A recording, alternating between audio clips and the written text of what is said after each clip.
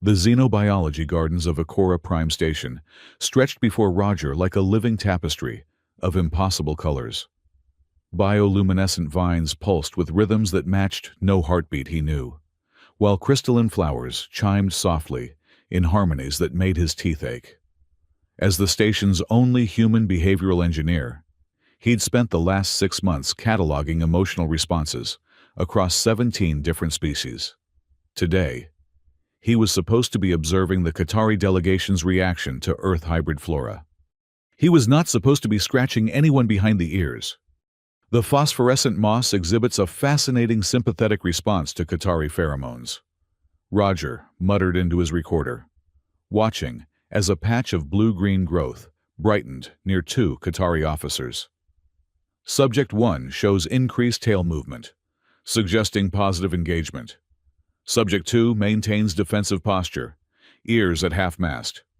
Subject 1 was Zira, whose silver-striped fur caught the garden's ethereal light like moonbeams on water. Subject 2 was Captain Nayla, whose midnight black coat seemed to absorb light entirely, leaving only her golden eyes visible as 2 floating orbs of judgment. "You know we can hear you, human," Zira said, her voice carrying the distinctive purr growl accent of her species. She stretched languorously, all 6 feet of her, muscles rippling beneath her form-fitting military uniform. "And I have a name." Roger flushed, lowering his recorder. "My apologies. Commander Zira. I didn't mean to—" "Just Zira," she interrupted, patting closer on silent feet. "We're off duty. Besides, I find your observations amusing. Tell me, what does my tail movement really suggest?" Behind her, Captain Nayla's tail lashed once a sharp, violent motion that Roger's training identified as either annoyance or barely restrained aggression, possibly both. "It indicates comfort with the environment," Roger said carefully. "The sympathetic response between your emotional state and the flora creates a feedback loop of—" "He means you're happy," Nayla cut in, her voice like velvet over steel. "Must you toy with every alien who crosses your path, Zira? Only the interesting ones." Zira's whiskers twitched in what Roger had learned was the Qatari equivalent of a wink. "This one studies us like we're puzzles to solve. It's refreshing. Usually, humans just stare at our fur and make ridiculous assumptions." Roger tried not to stare at her fur. He failed. "I'm studying behavioral patterns for better interspecies cooperation," he said, his professional dignity hanging by a thread. The Alliance needs fewer scientists and more soldiers," Nayla interrupted, moving to inspect a cluster of singing crystals. Her movements were liquid grace, wrapped in military precision. "These gardens are a waste of resources." "They're a diplomatic necessity," Roger countered, surprising himself with the firmness in his voice. "Every species responds differently to environmental stimuli. If we can create spaces that promote calm and cooperation—" "You think pretty flowers will stop wars?" Nayla's ears flattened slightly. "How charmingly naive." "I think understanding each other might," Roger said. "For instance, right now your pupils are dilated despite adequate lighting. Your breathing has shifted to combat readiness patterns, and you're unconsciously flexing your claws. You're not angry about the gardens. You're worried about something else." The silence that followed could have been measured in heartbeats. Nayla's golden eyes narrowed to slits. "Fascinating," Zira purred, moving between them with deliberate casualness. "He really does see things, doesn't he? No wonder you've been watching him. Nayla—" "I have not been—" Nayla's denial cut off as her communicator chimed. She answered it with a snarl that needed no translation, listened for a moment, then snapped it shut. "The High Command wants another security review. Again." "The third this week?" Zira sighed. "Ever since those rumors about bioweapon research started circulating." "Enough," Nayla commanded. "We don't discuss military matters with aliens." "He's not just any alien," Zira said, and something in her tone made Roger's skin prickle. He's the one who identified the emotional manipulation frequencies in the Kintari incident. Saved a lot of lives. Nayla's gaze snapped to Roger, reassessing. You're that human. Roger shifted uncomfortably. I just noticed some anomalies in the data. You prevented an interstellar incident with anomalies in the data, Nayla said slowly. Interesting. The way she said interesting made Roger feel like prey being evaluated by a very large, very intelligent predator, which, technically, wasn't far from the truth. The Qatari had evolved from ambush hunters, after all. Speaking of interesting, Zira said, stretching again. My neck is killing me. These military collars are designed by sadists. She rolled her head, exposing the vulnerable line of her throat.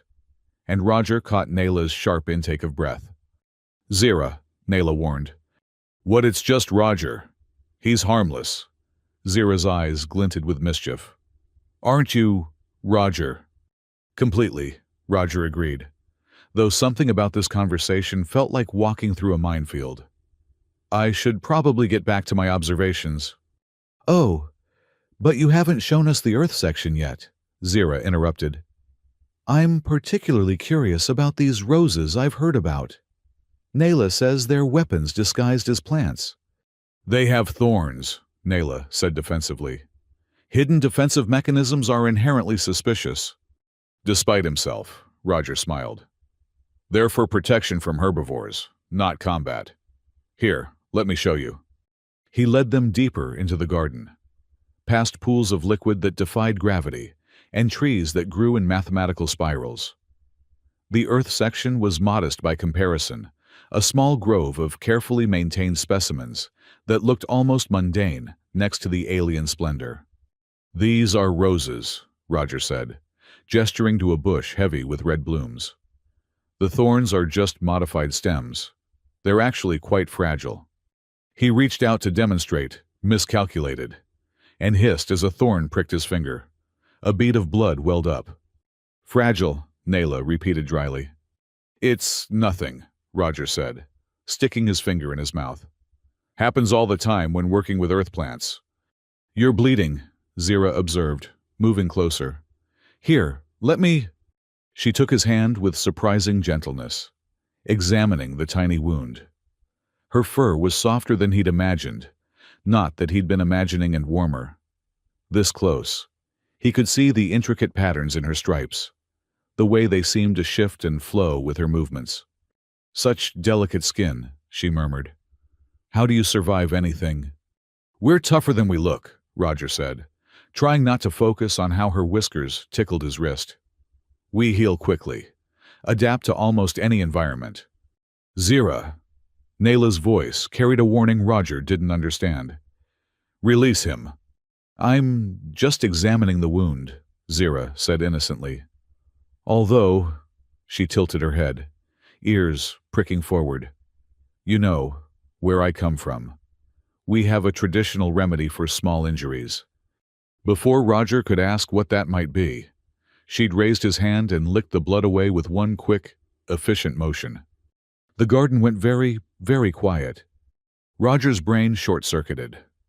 The rational part of him noted that Qatari saliva had mild antiseptic properties, that this was probably a genuine cultural practice, that he should be taking notes on xenobiological medical exchanges.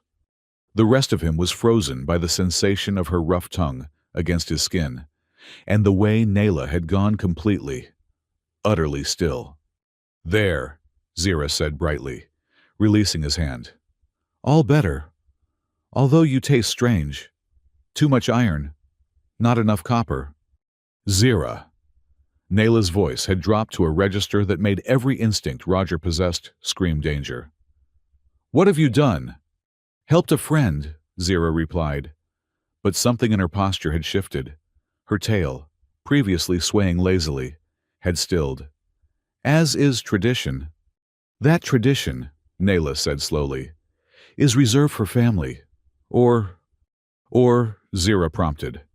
And Roger realized with growing alarm that he was caught in the middle of something far more complex than a simple cultural misunderstanding. Nayla's claws extended with an audible click. Or potential mates. The silence that followed that pronouncement was broken only by the singing of the crystal flowers and Roger's suddenly very loud heartbeat.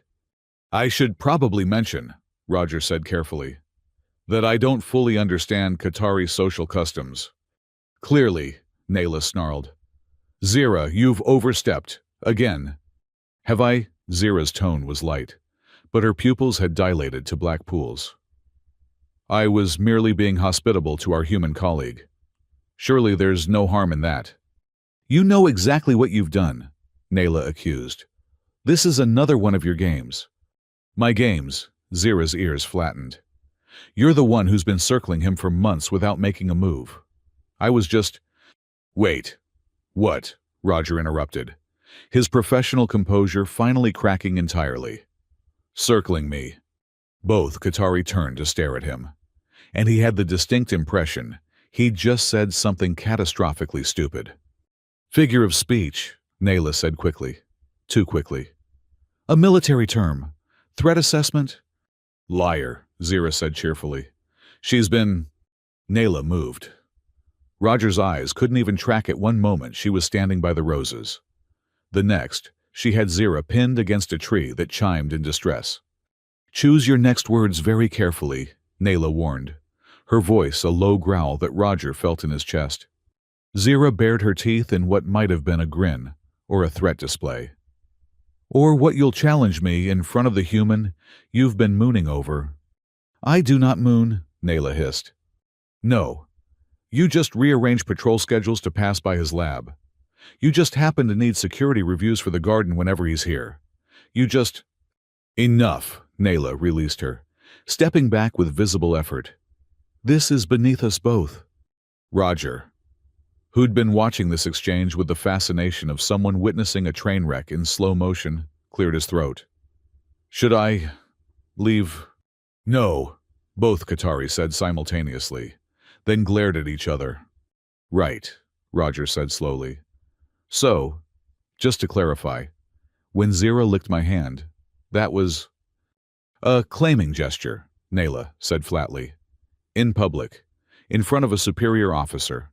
Without permission from... She cut herself off, tail-lashing. Without permission from whom? Roger asked, though he was starting to piece together the subtext. From the person who saw you first, Zira said sweetly. Though if she'd actually done anything about it, instead of just stalking you through security cameras. I was ensuring station safety, Nayla protested. You were ensuring his safety, Zira corrected.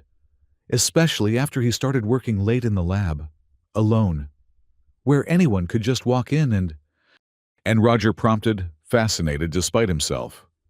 And make inappropriate claiming gestures, apparently, Nayla finished, shooting Zira a look that could have melted hull plating. Roger took a deep breath, trying to process what he'd just learned. Captain Nayla, terrifying, efficient, utterly professional. At all times, Captain Nayla had been watching him, protecting him. The implications were staggering. So, he said carefully, in Qatari culture, licking someone's wound is equivalent to declaring romantic interest, Zira supplied helpfully. Publicly, bindingly. It's considered very forward. Bindingly, Roger's voice may have cracked slightly. Not legally, Nayla said quickly, but socially. It creates expectations, obligations, her golden eyes fixed on Zira, which she knows perfectly well. I was being spontaneous, Zira defended. It's not my fault your species' courtship rituals are so complicated. My species, Nayla's ears went flat. You're Qatari too. Half, Zira corrected. My mother was Levante. We're much more direct about these things. Roger filed that information away. He'd wondered about Zira's slightly smaller size and unusual coloring. So what happens now? He asked. I mean, culturally speaking, do I need to do something? Both Qatari looked at him with expressions he couldn't quite read. That depends, Nayla said slowly. Did you accept her advance? I didn't know it was an advance, Roger protested. I thought she was being helpful. Typical human, Zira sighed. So oblivious. How your species manages reproduction is beyond me. We generally start with dinner, Roger said dryly. Maybe some conversation. Radical concepts, I know. Zira's whiskers twitched. See, he's funny, that's why Why you what? Nayla challenged. The two faced off again, and Roger could feel the tension ratcheting up. His behavioral training kicked in, recognizing the precursors to what could become a physical altercation. Among Qatari, such fights over potential mates were traditional, and bloody. Okay, everyone stop, he said, stepping between them.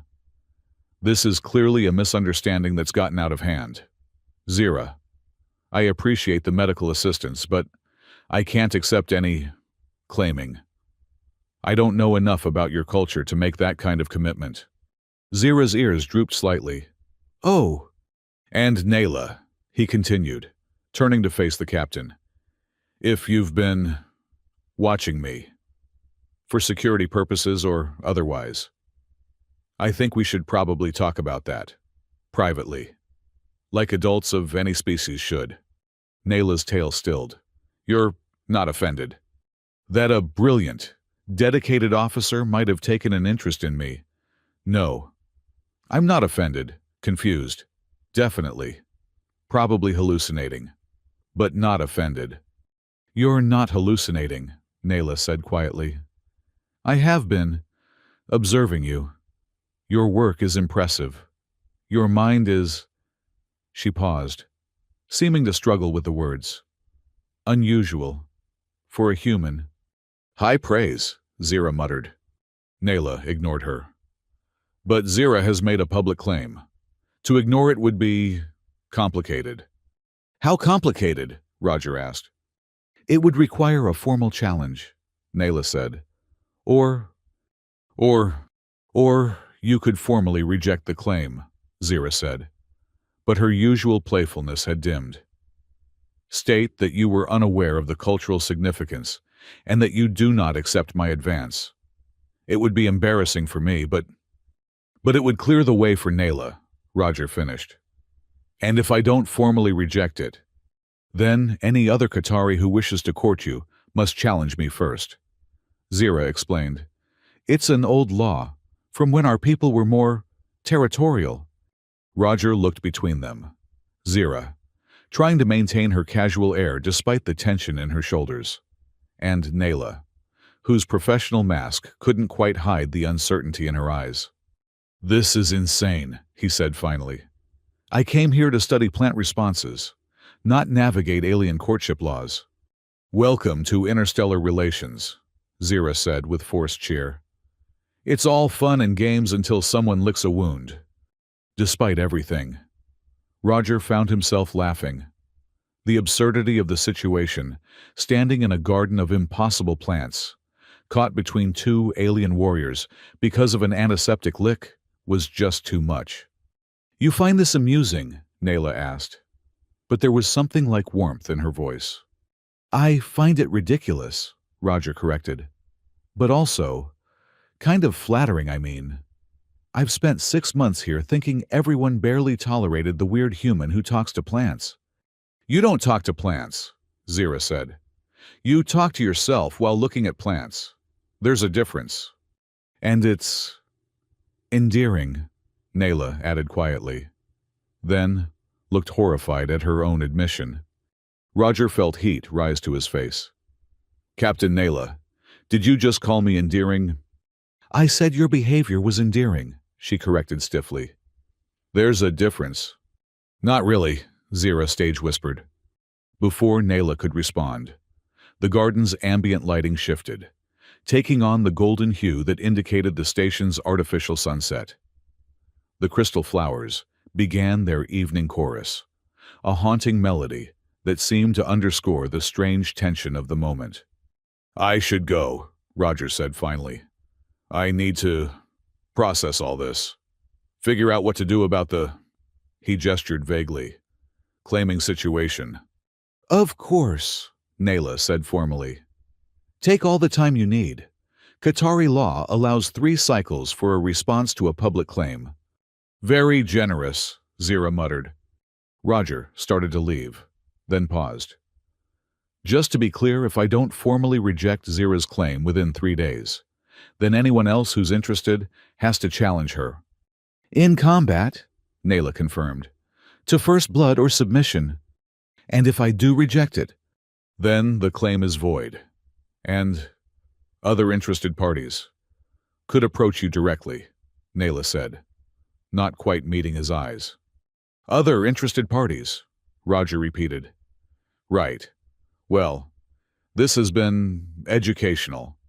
He turned to go, made it 3 steps, then turned back. One more question. That thing Zira said about you rearranging patrol schedules. Good night, Roger, Nayla said firmly. But did you really? Good night. Roger took the hint and left, but not before catching Zira's whispered, "She absolutely did." As he walked back to his quarters, Roger tried to make sense of what had just happened. He'd started the day cataloging plant responses and ended it caught in an alien love triangle. Or was it a love triangle? Maybe it was more of a cultural misunderstanding with romantic overtones, or a romantic understanding with cultural complications. His hand still tingled where Zira had licked it. He thought about Nayla's golden eyes, the way they'd softened when she'd called him endearing. He thought about Zira's playful confidence, masking what seemed like genuine interest. He thought about the fact that he had 3 days to make a decision that would apparently involve either rejecting someone who'd shown him kindness or potentially watching 2 people fight over him. How do I even put this in my report? He muttered, pausing outside his quarters. Day 184. Accidentally triggered alien courtship ritual. May have caused diplomatic incident. Recommend adding basic Qatari romance customs to orientation materials. Inside his room, he pulled up his research on Qatari social structures, determined to understand exactly what he'd gotten himself into. 3 hours later, he was more confused than when he'd started. The academic texts were full of contradictions. The cultural guides were clearly written by people who'd never actually met a Qatari. And the one honest-looking blog he'd found was titled, "So You've Been Claimed by a Space Cat, a Survivor's Guide." He was reading a particularly alarming section about scent marking protocols when his door chimed. "Come in," he called, expecting maybe a fellow human researcher here to mock his predicament. Captain Nayla entered, still in uniform but somehow looking less formally intimidating than usual. "I apologize for the intrusion," she said.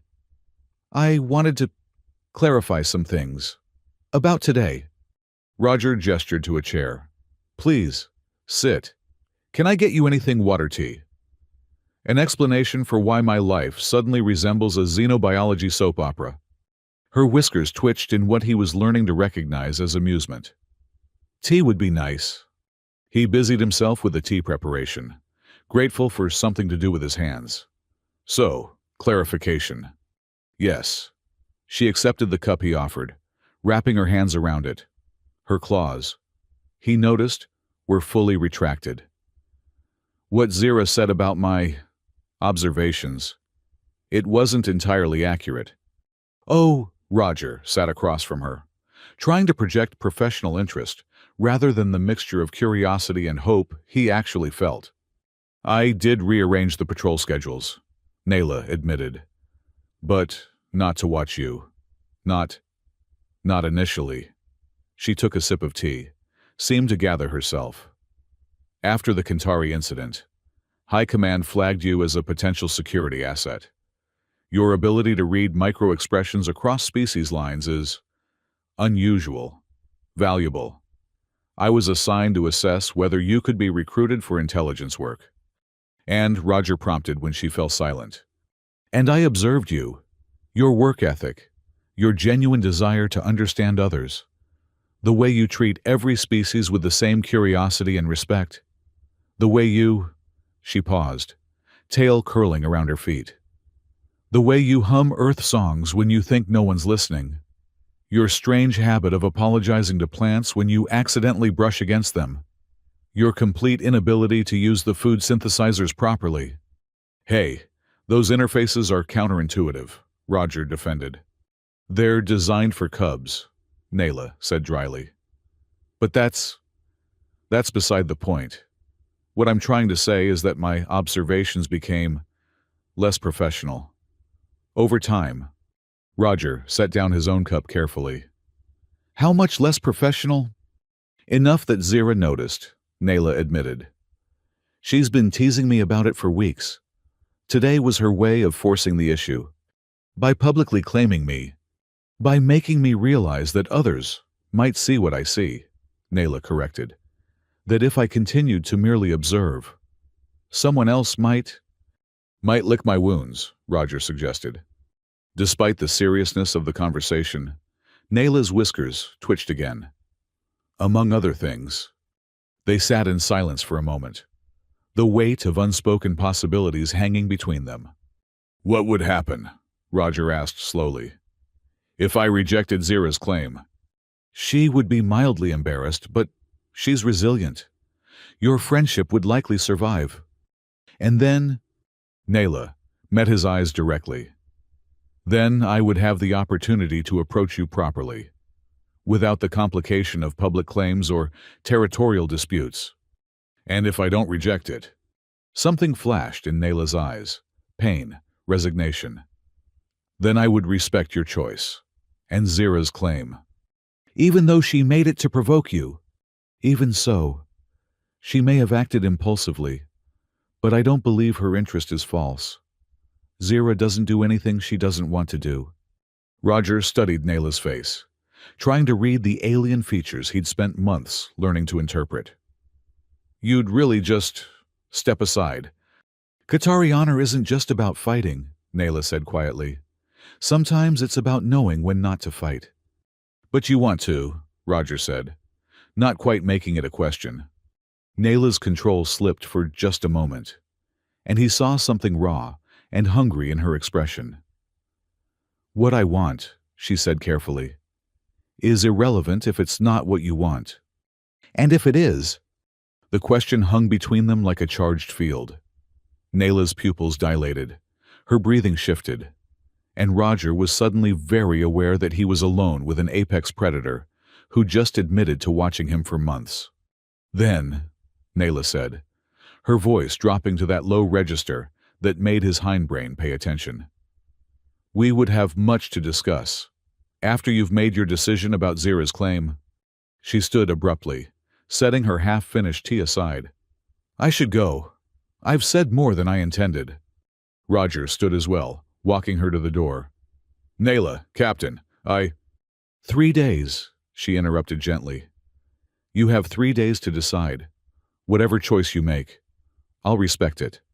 She paused at the threshold, looking back. But Roger, choose based on what you want, not what you think will cause the least conflict. We're warriors. We're used to conflict. What we're not used to is... She gestured vaguely between them. This genuine connection across species lines, she clarified. It's rarer than you might think. Then she was gone, leaving Roger standing in his doorway with the faint scent of something like cinnamon and ozone her scent. He realized lingering in the air. He closed the door and slumped against it. 3 days to figure out not just alien courtship customs, but his own feelings. 3 days to decide between two remarkable beings who'd both, in their own ways, chosen him. No pressure, he muttered to his empty quarters. Just potentially starting an interspecies diplomatic incident, or a relationship, or both. He looked at his neglected research, then at the cup of tea Nayla had left behind, still warm to the touch. 3 days. He had a feeling they were going to be the longest 3 days of his life. Roger's first day under honor detention began with a polite knock that somehow managed to sound judgmental. He opened his door to find a young Qatari male he didn't recognize, silver-furred with black spots and an expression of barely concealed disdain. Human Roger, the Qatari said formally. I am Kale, assigned as your cultural liaison during your period of adjustment. I am to ensure you understand the gravity of your situation and the requirements for resolution. Cultural liaison, Roger repeated. That's a nice way of saying babysitter. Kale's ear twitched. I am not familiar with this term. I do not sit on infants. Never mind. Roger grabbed his jacket. Where are we going? First, you will be relocated to quarters in the Qatari section. You cannot properly honor the claim rituals while living among humans. Roger stopped. I have to move. Temporarily. Your belongings have already been transferred. Kyle turned and began walking, clearly expecting Roger to follow. The matriarch was most specific about the arrangements. The matriarch. Roger hurried to catch up, noting how other Qatari in the corridor gave them a wide berth. I thought this was between me, Zira, and Captain Nayla. Kale's tail swished in what Roger was learning to recognize as amusement. You think a public claiming between a half-blood and a pure line over an alien can occur without the matriarch's involvement. You understand very little of our ways. Hence the cultural liaison, Roger muttered. They took a lift to a section of the station Roger had never visited. The architecture changed subtly. Doorways were taller, the lighting softer and more golden, and there was a constant low hum that seemed to come from the walls themselves. Harmonic resonators, Kale explained, noticing Roger's curiosity. They mimic the frequency of our homeworld's crystalline caves. Many find it soothing. Roger found it made his teeth itch, but he kept that to himself. His new quarters were both larger and stranger than his human accommodation. The furniture was clearly designed for beings who liked to climb and perch. What he assumed was the bed looked more like a nest of impossibly soft cushions. And the walls. Are those scratch posts? Roger asked, staring at the vertical strips of what looked like woven metal. Grooming stations, Kale corrected. For maintaining claw health and marking territory. You won't need them, obviously. But they cannot be removed without implying you reject Qatari ways entirely. Right. Wouldn't want to imply that. Roger set down his single bag of personal items that hadn't been moved. So what now? Now, you learn. Kyle produced what looked like a crystalline tablet. The matriarch has ordered that you understand the 3 trials. Since Zira initiated a public claim, and you did not immediately reject it, you must prove worthy of Qatari attention. Wait, what I thought I had 3 days to decide whether to accept or reject the claim. You do, Kyle confirmed. But during those 3 days, you must also undergo the trials. If you fail, the choice is made for you. You will be deemed unworthy of any Qatari's interest. Roger sank onto what he hoped was a chair. So my options are reject Zira and embarrass her, accept Zira and potentially cause a fight with Nayla, or fail these trials and be rejected by both. You understand perfectly, Kale said, seeming pleased for the first time. The first trial begins in 1 hour. Physical prowess. Physical prowess. Roger's voice may have cracked. I'm a behavioral engineer. The most physical thing I do is lift heavy books. Then you will fail, Kale said simply. Unless you demonstrate that human physical capabilities, while different from ours, have their own value. The trial is not about matching Qatari strength. It's about proving you can protect a mate despite your limitations. Roger thought about this. So it's not about winning. It's about what strategy determination? You learn quickly. Kale's approval was grudging, but real. 1 hour. The training arena. Wear something you don't mind destroying. After Kale left, Roger sat in his alien quarters, trying to process what was happening. 3 trials. Physical, emotional, and intellectual. If he remembered the outline correctly. All while navigating a social minefield that seemed to get more complex by the hour. His communicator chimed. A message from Zira. Heard you got the fancy quarters. Sorry about the trials. Didn't know the matriarch would invoke the old laws. Z. Before he could reply, another message arrived. This one from Nayla. Remember, the trials test worthiness, not just ability. Be yourself. Be himself. Right. Because being himself had worked so well yesterday when he'd accidentally triggered an interspecies incident. 55 minutes later, Roger stood at the entrance to the Qatari training arena, wearing his least favorite exercise clothes and trying not to look as terrified as he felt. The arena was a vast space, filled with platforms at various heights, obstacles that seemed to shift and move on their own, and what looked suspiciously like weapons racks. The stands were fuller than he'd expected. Apparently, watching a human attempt Qatari trials was prime entertainment. Contestant. A voice boomed from speakers he couldn't see. You will face 3 challenges. First, the hunt. You must evade a Qatari hunter for 5 minutes in the arena. Touch the golden platform at the center to end the trial successfully. Roger looked at the golden platform. It was at least 3 stories up, accessible only by a series of moving platforms that clearly required Qatari agility to navigate. Your hunter, the voice continued, and Roger's heart sank as a familiar figure entered from the opposite side of the arena. Koran, because of course it was. The massive Qatari male was everything Roger wasn't: powerful, graceful, and built for exactly this kind of challenge. His gray fur was marked with darker stripes that seemed to shift in the arena's lighting, and his expression suggested he was going to enjoy this far too much. Human, Koran said, his voice carrying easily across the space. I volunteered for this honor. Someone should test whether you're worthy of any Qatari's attention, let alone 2. Thanks for the vote of confidence, Roger called back, edging toward what looked like better cover. Begin, the voice commanded. Koran moved like liquid mercury, covering the distance between them in bounds that defied physics. Roger dove behind an obstacle, just as claws raked the air where his head had been. Too slow, Koran taunted. Is this what Zira finds appealing, prey that can't even run properly? Roger didn't waste breath responding. He was too busy calculating angles and distances. The arena was designed for Qatari physiology, but that didn't mean it was impossible for a human. He just had to think differently. Koran landed on a platform above him, casual as a house cat despite the 10-foot vertical leap.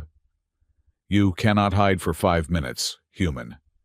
And you certainly cannot reach the goal. That was probably true. Roger couldn't outjump, outclimb, or outrun a Qatari. But he'd spent 6 months studying their behavior patterns, their instincts, their reactions. Time to put that knowledge to use. Roger grabbed a handful of loose sand from the arena floor and threw it at a resonance panel on the wall. The sharp crack it made caused Koran's ears to flatten involuntarily. Qatari hearing was far more sensitive than human, especially to certain frequencies. In the split second of distraction, Roger sprinted for a different obstacle, one that led to a series of hanging ropes. He couldn't jump like a Qatari, but humans had evolved from tree dwellers too. Clever, Koran admitted, recovering quickly. But cleverness won't save you. Roger grabbed a rope and used his momentum to swing to another platform. His shoulders screamed in protest. He really should have spent more time in the gym, but he made it. Barely. 3 minutes left. Koran was toying with him now, letting him get close to potential roots up before cutting them off. The crowd was making a low, rumbling sound that Roger recognized as Qatari laughter. Is this entertaining? Roger shouted to the audience, watching him play with his food. The laughter stopped. Several Qatari in the stands shifted uncomfortably. Public claiming might be traditional, but there were still rules about honor and fair combat. I'm not playing, Koran snarled. But Roger caught the slight hesitation. Public perception mattered in Qatari culture. A lot. Roger used the moment to grab another rope. But this time, he didn't swing on it. Instead, He yanked it free from its mooring and quickly tied one end around a moving platform's mechanism. The platform jerked to a stop, creating an unexpected stepping stone. 2 minutes. Vandalism won't help you, Corin said. But he sounded less certain now. Roger wasn't following the expected script of prey behavior. Roger made it to another level, his makeshift path working better than he'd hoped. The golden platform was still impossibly high, but he was making progress. His hands were raw from the ropes, his muscles burning, but adrenaline kept him moving. 1 minute. That's when Corin stopped playing entirely. He bounded directly for Roger, no longer trying to hurt him, but to catch him. Roger saw him coming and made a desperate choice. He jumped. Not up, he couldn't match Qatari vertical abilities, but out, toward a hanging panel that looked decorative rather than functional. His fingers caught the edge, and his weight caused it to swing wildly. Corin, mid-leap, tried to adjust his trajectory. Qatari were agile, but physics still applied. He missed Roger by inches, landing hard on a platform that wasn't designed for that angle of impact. 30 seconds. Roger's panel swung him close to a wall-mounted ladder, probably for maintenance crews. He let go, hit the wall harder than intended, but managed to grab the ladder. His vision sparked at the edges, but he climbed. You cannot reach it in time, Corin called, recovering and beginning his pursuit again. He was right. The golden platform was still too far, too high. Roger couldn't make it. But maybe he didn't have to. 10 seconds. Roger climbed as high as he could, then looked down at Corin, approaching rapidly from below. The Qatari's eyes were bright with anticipation of victory. 5 seconds. Roger let go of the ladder. He fell directly onto Corin, who certainly hadn't expected his prey to attack. They both went down in a tangle of limbs. Roger's elbow, mostly accidentally catching Corin in the solar plexus. The impact knocked the wind out of both of them. The buzzer sounded. Time, the voice announced. The contestant has technically completed the trial. Roger rolled off Corin, gasping. Technically, you survived 5 minutes without being formally caught. Kale's voice came from nearby. The liaison had appeared at the arena's edge. That fulfills the requirement. But he didn't reach the platform, Corin wheezed, still catching his breath. The rules state he must evade the hunter for 5 minutes, Kale said primly. They don't specify he must reach the goal. That's merely traditional. The crowd's rumbling took on a different tone surprise, perhaps even approval. Roger had found a loophole and exploited it. Very Qatari of him, even if the method was entirely human. Contestant, the announcer's voice returned. You have passed the first trial. The second trial begins in 2 hours. Prepare yourself. Roger struggled to his feet, every muscle protesting. Corin rose more gracefully, giving Roger an unreadable look. You fight without honor, Corin said, but it sounded more like an observation than an accusation. I fight like a human, Roger corrected. We can't all be apex predators. No, Corin agreed, but perhaps that's what makes you interesting. He left without another word, leaving Roger to limp out of the arena with as much dignity as he could muster. Which wasn't much. Kale met him at the exit with what might have been approval. You did better than expected, though your method was unorthodox. Story of my life, Roger muttered. What's the second trial? Emotional resonance, Kyle said. You must demonstrate your ability to understand and respond to Qatari emotional needs. That sounds more my speed, Roger said, relieved. What does it involve? You'll be grooming the matriarch. Roger stopped walking. I'll be what now? Grooming is a vital social bond among Qatari, Kyle explained. You must show you can provide appropriate care despite your lack of claws and proper technique. One wrong move could be seen as an insult, or worse, an attack. Worse than an attack. You could accidentally proposition her. Roger closed his eyes. Of course I could. Because this day wasn't complicated enough. I will teach you the basics, Kale offered. Though human hands are poorly designed for proper grooming, you'll need to improvise. Like with the hunt. Precisely.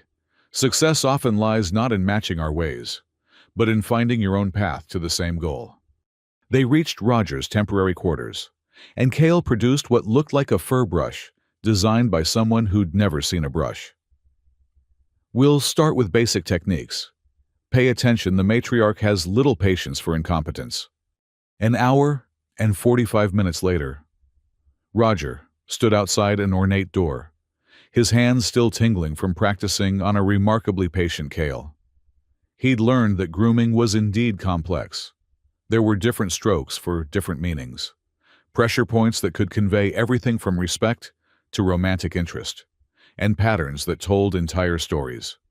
Remember, Kale whispered, maintain eye contact when she speaks, but look away when grooming near the ears. Touch the scruff only if invited. And whatever you do, don't. The door opened before he could finish. The matriarch's chamber was nothing like Roger had expected. Instead of formal throne rooms or stark offices, it was warm and filled with what looked like centuries of accumulated comfort. Cushions and blankets created cozy nooks. Soft light filtered through amber panels, and the air smelled of something like cinnamon and sage. The matriarch herself was smaller than most Qatari Roger had met. Her fur gone silver with age, but her golden eyes still sharp as laser cutters. She reclined on a low platform, watching him with an expression of amused interest. "So," she said, her voice carrying the purr of authority, "you're the human who's caused such a stir in my station." "Matriarch," Roger said, bowing as Kale had taught him. "I apologize for any disruption." "Sit," she interrupted, gesturing to a cushion near her platform. "And stop apologizing. It's the most excitement we've had in months." Roger sat carefully, trying to remember all of Kale's instructions. The matriarch studied him with those ancient eyes. "You know why grooming matters to us?" she asked. "It's a social bonding mechanism," Roger recited. "It demonstrates trust, care, and understanding of another's needs." "Textbook answer," she said dismissively. "But why does it matter?" Roger thought about it. Really thought about it. "Because you're predators," he said slowly. "Allowing someone to touch you, especially near vulnerable areas, goes against every instinct. It requires absolute trust." "Better." She shifted, presenting her shoulder. "Begin." Roger reached out carefully, his fingers finding the softer fur beneath the outer coat. He started with the basic pattern. Kale had shown him long strokes from shoulder to mid-back, careful not to go against the grain. "Tell me about Earth grooming customs," the matriarch said. "We don't have grooming." "Exactly," Roger admitted, focusing on maintaining the right pressure. "We have gestures of care, parents brushing their children's hair, partners giving back rubs, friends braiding each other's hair."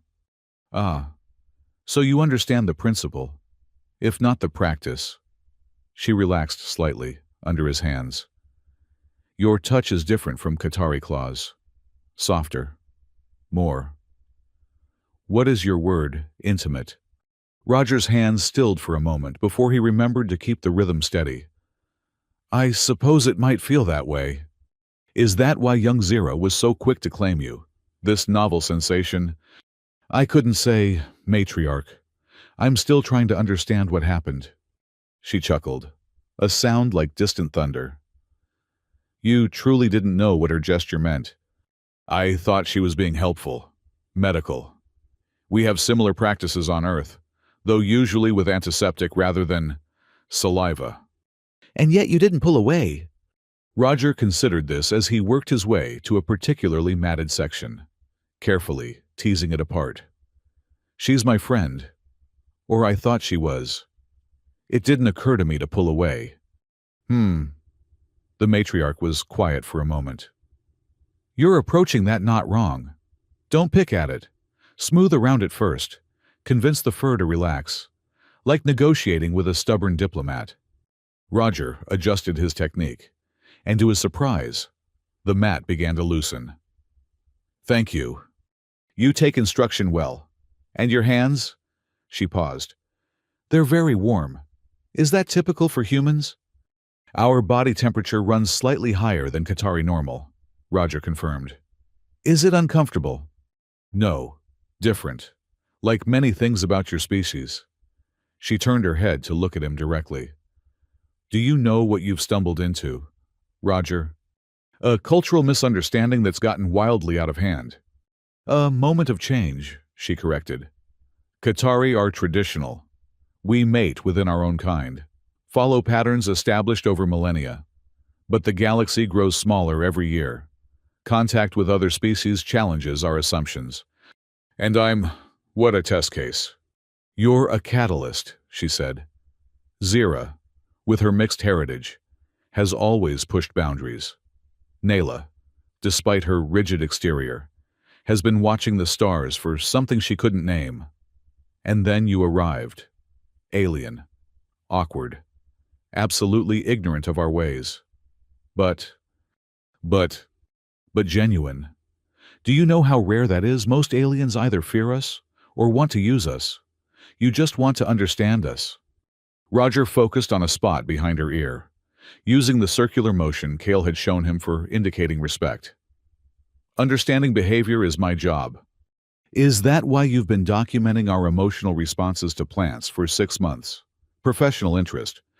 "Partly," Roger admitted. "But also, I find your species fascinating.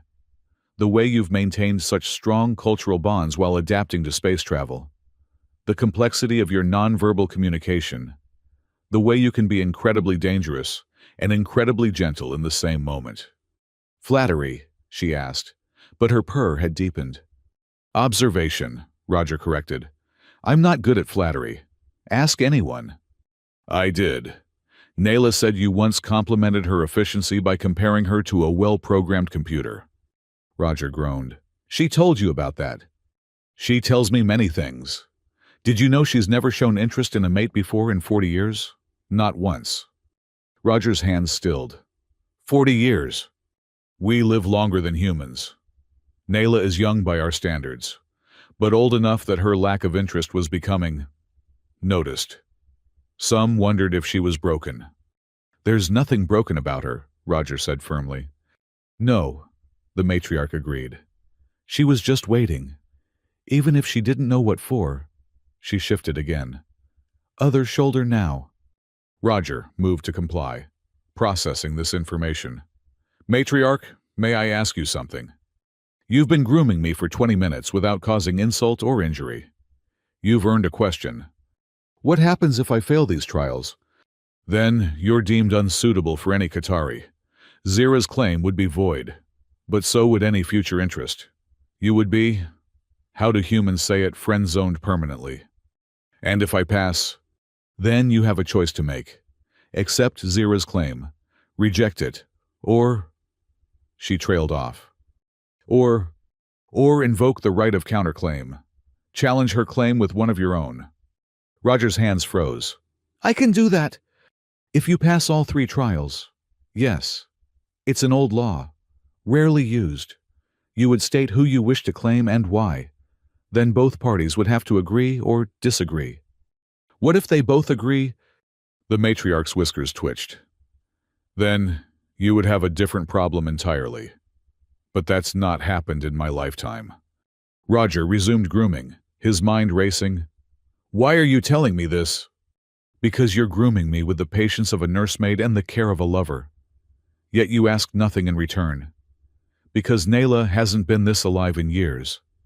Because Zira took a wild chance on you. Because change, Roger, isn't always bad. Even if it breaks tradition. Especially then. Traditions should grow and adapt, not strangle." She sat up, indicating the session was over. "You've passed the 2nd trial. Your technique needs work, but your intent is clear. You would care for a mate, even without fully understanding how." "Thank you, matriarch. Don't thank me yet. The 3rd trial is intellectual. You'll face the Council of Sciences. They'll test whether your mind is worthy of joining with Qatari intelligence. What kind of test? That depends on them. But Roger, she fixed him with those ancient eyes. They're not interested in what you know. They're interested in how you think. Roger stood, bowing again. I'll do my best. I believe you will. Oh, and Roger, that thing you did with the fur behind my ears, the circular motion with just the fingertips. Yes, that's a mating gesture. Very forward of you. Roger's face flamed. Kale said it was for respect. The matriarch laughed, a full-bodied sound that shook the room. I'm sure he did. The young ones do enjoy their pranks. Don't worry. I took no offense. At my age, it's flattering. Roger fled the chamber to the sound of her continued laughter, finding Kale waiting in the corridor with an expression of perfect innocence. You, Roger accused. You told me that gesture meant respect. It does, Kyle said mildly. Intimate respect. The kind between mates. I thought you should know how easy it is to make such mistakes. You're evil. I prefer educational. Kyle's whiskers twitched. But you passed despite my small deception. The matriarch was impressed. She said the Council of Sciences is next. Yes, in 1 hour. I suggest you prepare. How does one prepare for an unknown intellectual test? By accepting that you cannot. Kyle started walking. The Council will probe your mind, your reasoning, your ability to think beyond human limitations. They will find your breaking point. Wonderful. And if I break, then you fail. But, Kyle paused. You've surprised us twice already. Perhaps you'll manage a third. They reached Roger's quarters, and Kale produced yet another crystalline tablet. This contains basic information about the council members. Study it if you wish, though it won't help much. They prize original thought over memorized facts. Roger took the tablet. Kyle, thank you for the lessons. Even the pranks, you've been helpful. You're the first human to undergo the trials, Kyle said. Whatever happens, you're making history. I wanted to be part of that. He turned to go, then paused. Also, Zira asked me to ensure you survived. She'd be insufferable if you failed because of poor preparation. You know Zira well. She's my clutch sister.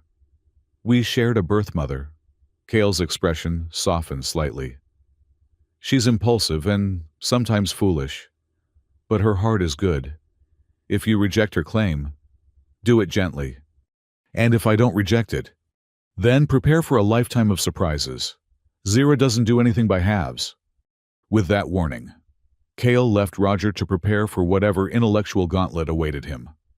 Roger sank onto the nest bed, cradling the tablet and wondering how his life had become a series of increasingly difficult alien trials. His communicator chimed 2 messages.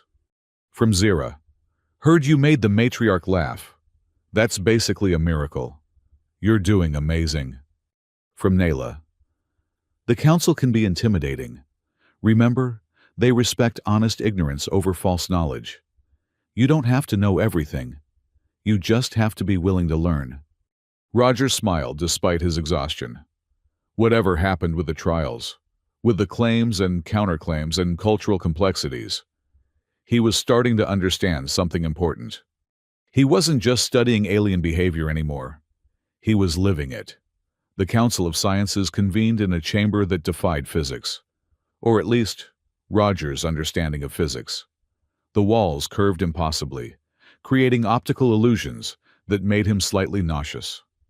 5 Qatari sat in a semicircle, each wearing ceremonial sashes that marked their fields of expertise. Human Roger, the central figure spoke. She was lean and angular, her gray fur marked with white patterns that looked almost like equations. I am Dr. Silas, Chief of Theoretical Applications. You have passed the trials of body and heart. Now we test your mind. Roger stood in the center of their arc, feeling very much like a specimen under observation, which, he supposed, He was. Before we begin, Dr. Silas continued, you should know that this trial has been modified. Traditionally, we test mathematical prowess and spatial reasoning. But you are not Qatari. Testing you by our standards would be meaningless. Then how will you test me? Roger asked. By asking you to solve a very real problem, another council member said. This one was younger, with russet fur and eager eyes. Dr. Yevon, xenobiology. We have a situation that requires unusual thinking. Dr. Silas gestured to a display that materialized in the air between them. Are you familiar with the Feast of First Bonding? Vaguely, Roger admitted. A ceremonial meal where potential mates demonstrate their ability to provide simplified but essentially correct, Dr. Silas confirmed. Zira, having made her claim, must prepare this feast for you tomorrow. It's traditional. What's not traditional is that she must prepare it using both Qatari and human ingredients, to honor both species. That sounds challenging, but not impossible. The council exchanged looks that Roger couldn't interpret. Show him the recipe, Dr. Yevon suggested. The display shifted, showing a complex molecular diagram that made Roger's eyes water. What am I looking at? The traditional bonding meal includes Krelak spice, Dr. Silas explained. A compound that promotes emotional bonding in Qatari. It reacts with our neurochemistry to create feelings of warmth and connection. Okay. The problem, Dr. Yevon interjected, is that Krelak spice, when combined with capsaicin, the compound that makes human peppers spicy, creates a toxic reaction, potentially lethal to both species. Roger studied the diagram more carefully. And I'm guessing the traditional recipe requires Krelak, while any human addition Zira might make could easily include capsaicin. Precisely. We discovered this interaction only recently, after a near-fatal incident at a diplomatic dinner. Dr. Silas leaned forward. Your trial is this find a solution that allows Zira to honor both traditions without poisoning anyone. You want me to redesign a traditional recipe I've never seen to avoid a chemical reaction I just learned about.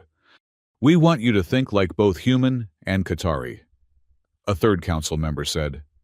To bridge not just cultures, but biochemistries. Impossible for most. But you study behavior. Yes, behavior is chemistry. Chemistry is connection. Show us you understand. Roger stared at the molecular diagram, his mind racing. Can I ask questions? Of course. What exactly does Krelak do to Qatari neurochemistry? Dr. Yevon pulled up another display. It temporarily increases production of what you might call our equivalent of oxytocin, the bonding hormone. And in humans? Unknown. No human has consumed it in recorded history. Because it's toxic. Because it tastes like what you would call battery acid mixed with sulfur. Roger winced. Lovely. What about the reverse? How do Qatari react to human bonding foods? Human bonding foods. Dr. Silas's ears perked with interest. Chocolate, for instance, contains phenylethylamine and serotonin precursors, triggers feelings of happiness and attachment in humans. The council members consulted their displays. Qatari who have tried chocolate report extreme reactions, hyperactivity followed by extended sleep periods. So chocolate is basically a drug to you, Roger mused. Interesting. What if... He paused, an idea forming. May I use the display? Dr. Silas gestured permission. Roger approached the floating hologram, poking at it experimentally, until he figured out the interface. Krelak spice creates bonding through neurochemistry, he said, highlighting the compound. But bonding isn't just chemical, it's behavioral, contextual. What if instead of trying to recreate the chemical effect, we recreate the behavioral one? Explain, Dr. Silas commanded. In humans, the act of preparing food for someone is itself a bonding behavior. The care involved, the attention to preferences, the sharing of family recipes, These create emotional connections without any special chemistry. Roger manipulated the display, pulling up nutritional databases. What if Zira prepared 2 dishes, one traditional Qatari, with Krelak, for herself, one human, with mild spices, for me. But, and here's the key, prepared them together, at the same time, mirroring each other's actions. That's not traditional, one council member objected. Neither is a human undergoing Qatari trials, Roger countered. But I'm here anyway. Look. He pulled up more data. There are human spices that create warming sensations, similar to Krelak, but without the toxic interaction. Black pepper, ginger, cinnamon. And there are Qatari herbs that promote calmness, similar to human chamomile or lavender. If we combine compatible elements. He worked for several minutes, the council watching in silence as he built a paired menu. 2 dishes, separate but complementary, each honoring its species' traditions while avoiding dangerous combinations. The preparation method matters too, Roger continued, warming to his theme. In human culture, cooking together is intimate. Teaching someone a recipe is sharing heritage. If Zira and I prepare our dishes side by side, teaching each other, that creates behavioral bonding that transcends chemical reactions. You're suggesting replacing chemistry with choreography, Dr. Yevon said slowly. I'm suggesting that bonding is more than neurochemistry, Roger corrected. It's shared experience, mutual respect, adaptation. Isn't that what these trials are really about? Not whether I can become Qatari, but whether I can bridge the gap between us? The council fell silent. Roger watched them exchange glances, subtle ear movements and tail positions he couldn't quite read. Finally, Dr. Silas spoke. You propose a radical reinterpretation of traditional bonding feast preparation. Yes. One that requires both parties to learn, adapt, and create something new together. Yes. While maintaining the essential purpose of demonstrating care and compatibility. Exactly. She stood, and the other council members followed suit. Then, you have passed the 3rd trial. Your solution shows not just intelligence, but wisdom. The ability to see beyond surface traditions to deeper meanings. Roger exhaled slowly, tension he hadn't realized he'd been holding finally releasing. Thank you. Don't thank us yet, Dr. Yevon said with what might have been amusement. You now have to convince Zira to accept your non-traditional solution. She's been stress cooking for the past 6 hours. Stress cooking. When anxious, some Qatari compulsively prepare food. Zira has apparently made enough traditional dishes to feed half the station. None suitable for human consumption. Where is she now? Kitchen 7, last we heard. Though she may have conquered Kitchen 8 by now. Roger bowed to the council and left quickly, following his tablet's directions to the communal kitchens. He could smell them before he saw them, a complex mixture of familiar and alien scents that made his stomach both growl and recoil. He found Zira in Kitchen 7, surrounded by what looked like culinary chaos.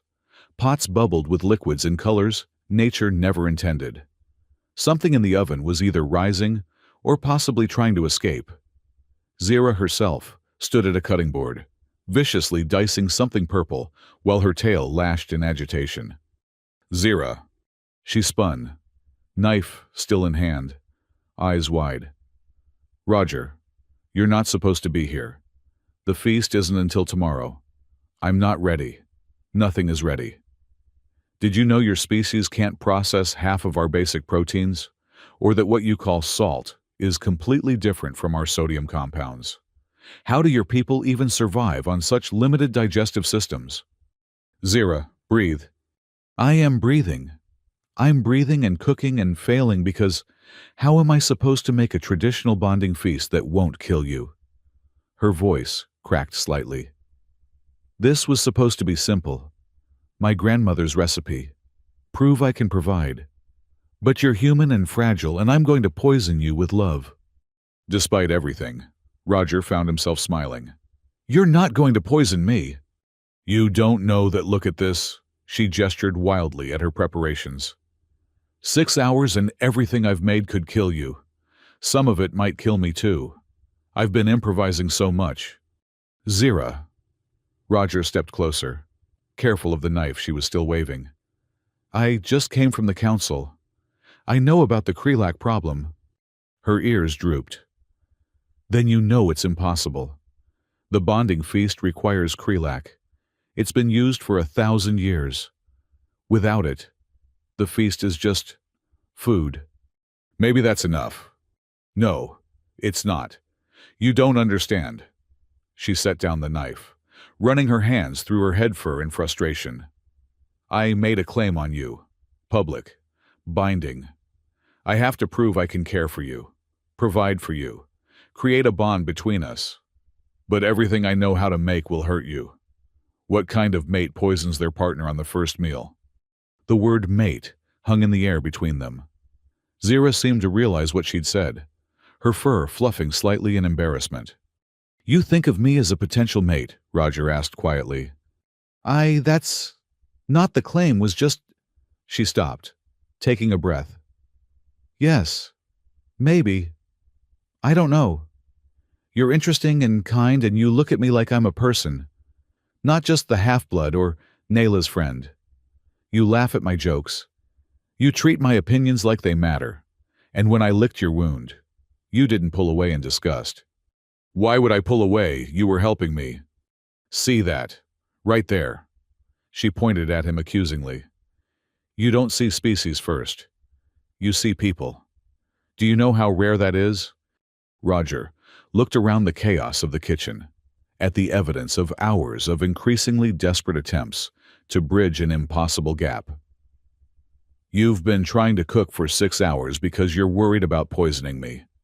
I've been trying to cook for 6 hours because I made a claim I wasn't prepared to follow through on. Zira corrected. I acted on impulse, like always. And now you're suffering for it. These trials, the public scrutiny, the chance that you'll be deemed unworthy of any Qatari attention, it's my fault. Zira. And the worst part, Nayla was right. I did it partly to force her hand. She's been mooning over you for months, but she'd never act on it. Too proper, too careful. So I thought if I pushed, if I made the first move, she'd finally... She stopped, ears flat against her head. I'm a terrible friend. Roger processed this admission. You claimed me to help Nayla. I claimed you because I wanted to, Zira said firmly.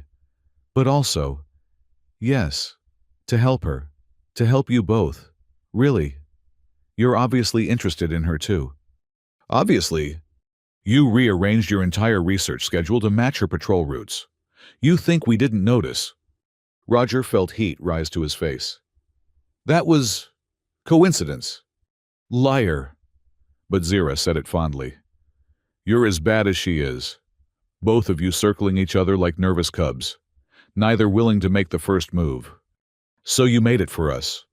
I made it for me, Zira corrected. But I hoped. I don't know what I hoped. That maybe it would shake things up, that you'd reject my claim and run straight to her, that she'd challenge me and finally admit her feelings. I didn't think about the reality, the trials, the feast, the fact that I might actually have to follow through. Roger leaned against the counter, studying her. Do you want to follow through? Zira met his eyes. I don't know. You're wonderful, Roger. Any Qatari would be lucky to have you as a mate. But I think maybe I love the idea of you more than the reality. Does that make sense? Perfect sense, Roger assured her. The idea of someone is always simpler than the person themselves. Spoken like a true behavioral engineer. She managed a small smile. So, what do we do now? I still have to prepare the feast. It's required. Even if you plan to reject my claim afterward. About that. Roger pulled out his tablet, showing her the solution he'd presented to the council. What if we tried something different? Zira studied his proposal, her ears slowly rising. This is Not traditional. Nothing about this situation is traditional. True. She scrolled through his paired menu suggestions. You really think this would work cooking together instead of me cooking for you? I think it honors the spirit of the tradition while acknowledging our differences, Roger said. Plus, this way, if anything gets poisoned, we both go down together. Romantic, Zira said dryly. But she was looking at the recipes with growing interest. Some of these combinations, they might actually taste good, to both of us. Only one way to find out. You'd risk it experimental cooking with someone who just admitted to partly using you to manipulate her best friend. You also admitted to genuine interest, Roger pointed out. And 6 hours of stress cooking to avoid hurting me. That's not nothing, Zira. Her whiskers twitched. You're being very understanding about all this. I'm trying to be, though I admit, this isn't how I pictured my week going. No, the trials and cultural misunderstandings weren't on your schedule. She moved to one of her many bubbling pots, sniffing it critically. Well, if we're doing this, we should probably clear some space. And maybe open windows. Some of my experiments got a bit pungent. They spent the next hour cleaning the kitchen and sorting through Zira's various attempts. Some were clearly unsalvageable.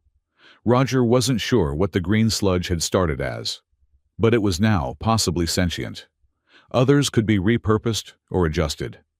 Tell me about human courtship foods, Zira said as they worked. What would you cook for someone you were interested in? Depends on the person, Roger said, disposing of something that might once have been bread. But, traditionally, maybe pasta it's communal, meant to be shared. Or breakfast cooking breakfast for someone implies they stayed the night. Scandalous, Zira teased. What else? Comfort foods. Things that remind people of home, family, safety. Soup when they're sick. Their favorite dessert on bad days. Food as caretaking. That's not so different from us, Zira mused. Though our comfort foods probably qualify as your biological weapons. Speaking of which, what exactly is in Krelak spice besides the bonding chemicals? Trade secret, Zira said mysteriously. Then, at his look, no, really. Each family guards their blend. My grandmother would haunt me if I revealed ours to an alien. Even an alien, you claimed? Especially then. Some mysteries should remain. She paused in her cleaning. Roger, earlier, when the matriarch tested you, what did you talk about? Many things. Why? She sent me a message. Said you groomed like someone who understood the heart beneath the fur. What did that mean? Roger considered how much to share. I think she meant that I tried to see past the surface, to understand what mattered, not just go through the motions. And what matters? Connection, trust, being seen for who you are, not what you are. He met her eyes. That matters to everyone, doesn't it, human or Qatari? Zira was quiet for a moment. Then, you know what, I think our experimental feast is going to work out just fine. They started cooking properly then, following Roger's paired menu concept. Zira taught him to properly season croaxi meat with spices that wouldn't kill him, while he showed her how to prepare a human pasta dish that wouldn't send her into a coma. Lower heat, Roger instructed, as she nearly incinerated the garlic. Human cooking often uses gentler temperatures. Boring, Zira complained, but she adjusted the flame. How do you develop proper char without real fire? Patience and technique. Not everything needs to be seared into submission. Says the species that eats raw fish. Sushi is a delicacy. It's bait. They bickered companionably as they cooked, the earlier tension easing into something more natural. Zira was a chaos of movement in the kitchen, using her tail as an extra hand and somehow managing to use every available surface. Roger worked more methodically, but found himself adapting to her rhythm. Taste this, Zira commanded, shoving a spoon at him. Roger obliged, then immediately reached for water. That's intense. Too much? For a human, yes, but the flavor underneath is good. Maybe dilute it. She adjusted, tasted, adjusted again. Better. Much. He offered his own spoon. Your turn. She sipped the sauce he'd been working on, her pupils dilating slightly. Oh, that's warm. Not spicy warm. Comfort warm. Too bland. No. Different, like... She paused, searching for words.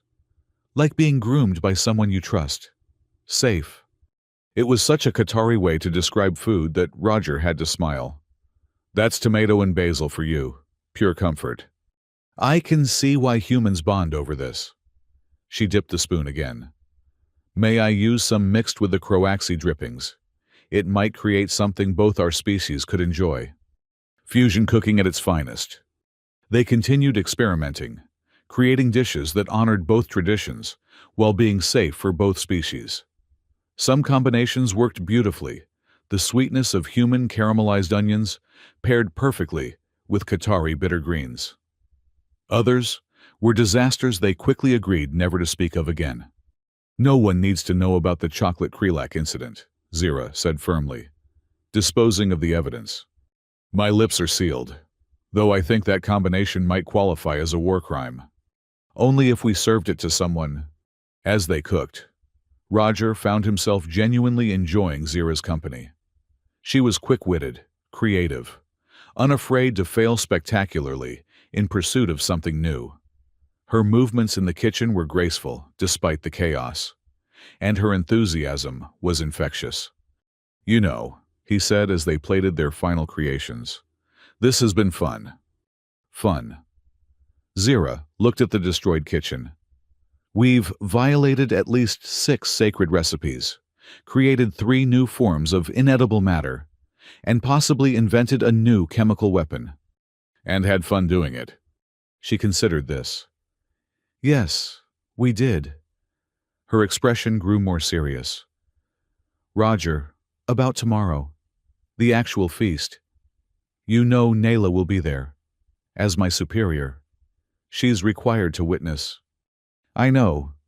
And afterward, you'll need to make your decision about my claim. I know that too. Do you... She hesitated. Do you know what you're going to do? Roger looked at their paired dishes, separate but complementary, traditional but innovative. I have some ideas. Care to share? Tomorrow, he promised.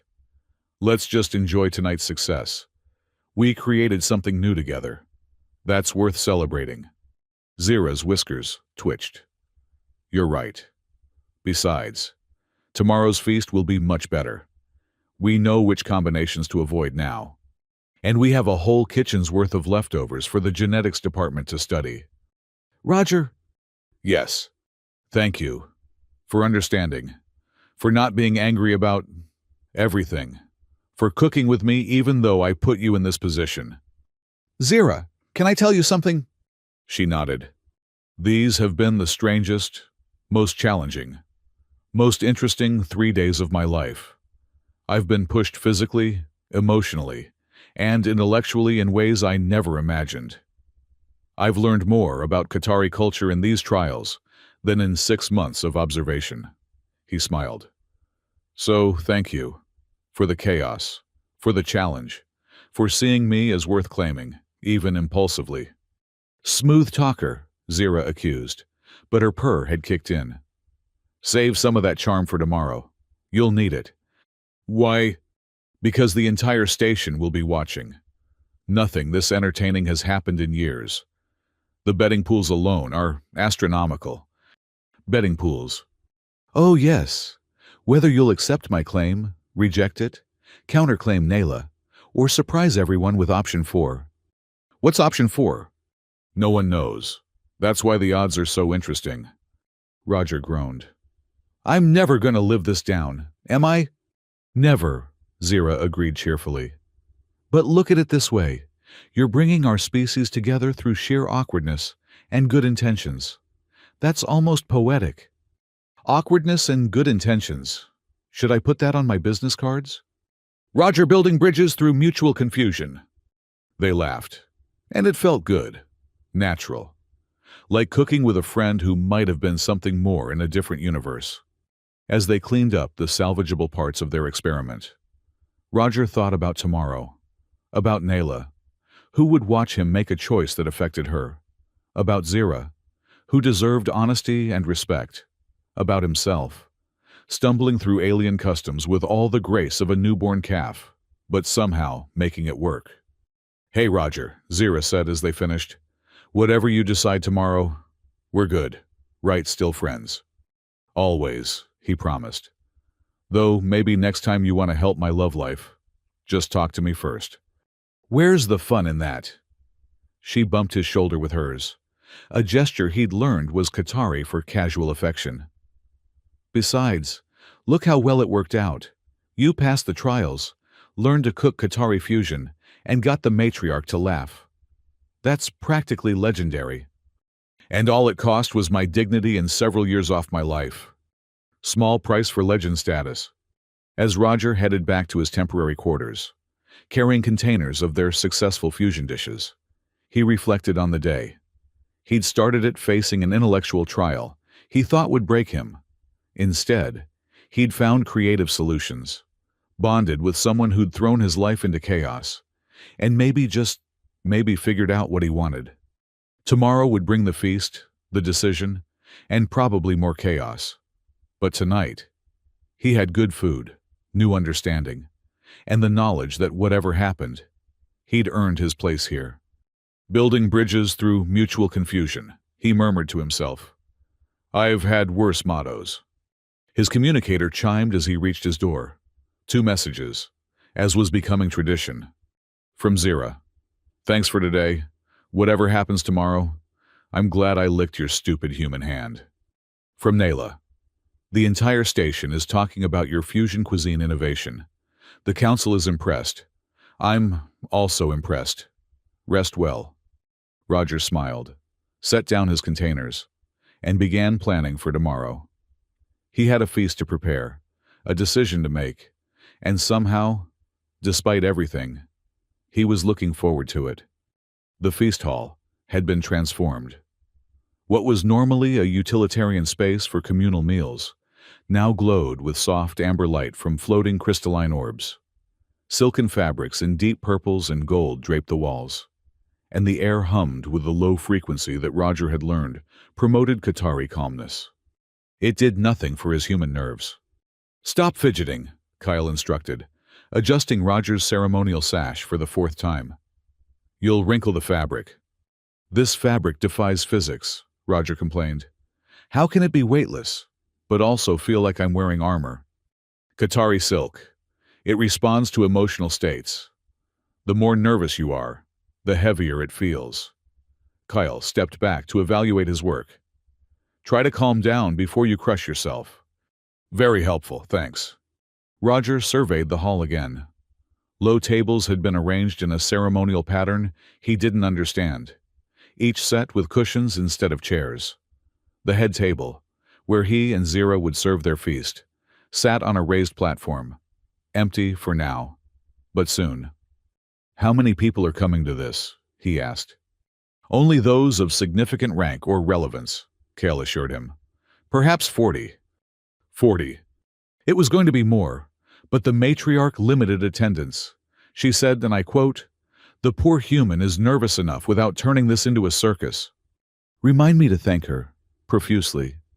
Maybe with flowers. Do Qatari like flowers?" "We eat them," Kale said dryly, "but the gesture would be appreciated." The main doors opened, and Qatari began filing in. Roger recognized some from his work scientists, engineers, a few administrators. Others were strangers, their rank marked by sashes, similar to his, but infinitely more complex. "Why are they all staring?" Roger whispered. "You're possibly the first human to undergo the trials. You're definitely the first to pass them. You're about to participate in a bonding feast with unusual fusion cuisine. And everyone has money on the outcome." Kale's whiskers twitched. "What did you expect?" Quiet dignity. "You're thinking of a different species." Nayla entered, and Roger's breath caught. She wore her formal military dress, but silver threads had been woven through the dark fabric in patterns that caught the light. Her fur had been groomed to perfection, and she moved with a grace that reminded Roger why Qatari were apex predators. Their eyes met across the room. Nayla's ears shifted forward, then back, then settled at an angle Roger couldn't interpret. She took her place at a table positioned for optimal view of the platform, her expression carefully neutral. She looks, Roger searched for words, like someone attending the potential bonding feast of a close friend and subordinate, Kyle supplied. Very appropriate. That's not what I was going to say. I know, but it's what you should be thinking right now. Focus on the feast. Everything else comes after. Zira arrived next, and Roger forgot about appropriate thoughts entirely. Her usual casual demeanor had been replaced by something almost regal. Her silver-striped fur gleamed, set off by a sash of deep blue shot through with gold. She carried 2 covered dishes, their practice runs from the night before, refined and perfected. You clean up nice, she said, setting the dishes on the platform table. You're one to talk. You look like royalty. Half-blood royalty, she corrected, but she was purring. Ready for this? No. Good. Neither am I. Let's make history through mutual terror. They took their positions as the last attendees filed in. Roger noticed Karan among them, his gray form lounging near the back with studied casualness. The hunter caught Roger's eye and raised his glass in what might have been salute or challenge. The matriarch entered last, and everyone rose. She wore no special finery, but commanded the room through presence alone. She took a seat at the central table and gestured for everyone to sit. We gather, she began, her voice carrying easily through the hall, to witness a feast of bonding, unusual in its participants, innovative in its approach, but true to the spirit of our traditions. Zira of Clan Moriskai, you have claimed this human. Present your feast. Zira stood, only a slight tremor in her tail betraying her nerves. Honored matriarch, honored witnesses, I present not a traditional feast, but something new. As Roger is not Qatari, and I am not fully of one world, we have created dishes that bridge our differences. She uncovered the first dish, the one she would eat. Croaxi in twilight sauce. The meat prepared in our way, but the sauce blends human comfort with Qatari tradition. Roger uncovered his own dish. Pasta with stellar greens, human technique, Qatari ingredients, merged into something neither and both. A murmur ran through the crowd. This was definitely not traditional. The feast of bonding, Zira continued, is meant to show the provider's ability to nourish their claimed. But Roger and I believe bonding means nourishing each other, learning from each other, creating something together that neither could make alone. You prepared these dishes together. Someone called out. Roger thought it might have been Dr. Silas. We did, Roger confirmed. Zira taught me which Qatari spices wouldn't kill me. I taught her that not everything needs to be cooked at temperatures that melt steel. A ripple of amusement, but also uncertainty. This was unprecedented. The matriarch raised a hand for silence. Present your secondary dishes. These were the fusion experiments dishes that both species could theoretically enjoy. Zira unveiled hers first, a delicate soup that shimmered with an almost pearl-like sheen. Unity broth, she announced. Qatari bone stock mellowed with human root vegetables, seasoned with compatible spices from both worlds. Roger presented his a dessert that looked like gemstones, but smelled of vanilla and something uniquely alien. Harmony crystals, Qatari crystal fruit prepared with human caramelization techniques. Sweet enough for humans, complex enough for Qatari. You will now serve each other, the matriarch instructed, as is traditional. This part they'd practiced. Zira ladled soup into Roger's bowl with careful precision, while he plated her portion of the crystal dessert. They exchanged dishes, their fingers brushing as Roger had learned was acceptable within bonding contexts. Now, the matriarch said, You will eat, and we will witness. Roger tasted the soup first. The flavors were complex savory, with an underlying sweetness, warmth that had nothing to do with temperature. It was comfort in liquid form, speaking of home while promising adventure. It's perfect, he said honestly. Zira tried the dessert, her pupils dilating as the flavors hit. Oh, that's... Roger, this is dangerous. Too sweet. Addictive. I may never eat regular crystal fruit again. She took another bite, purring audibly.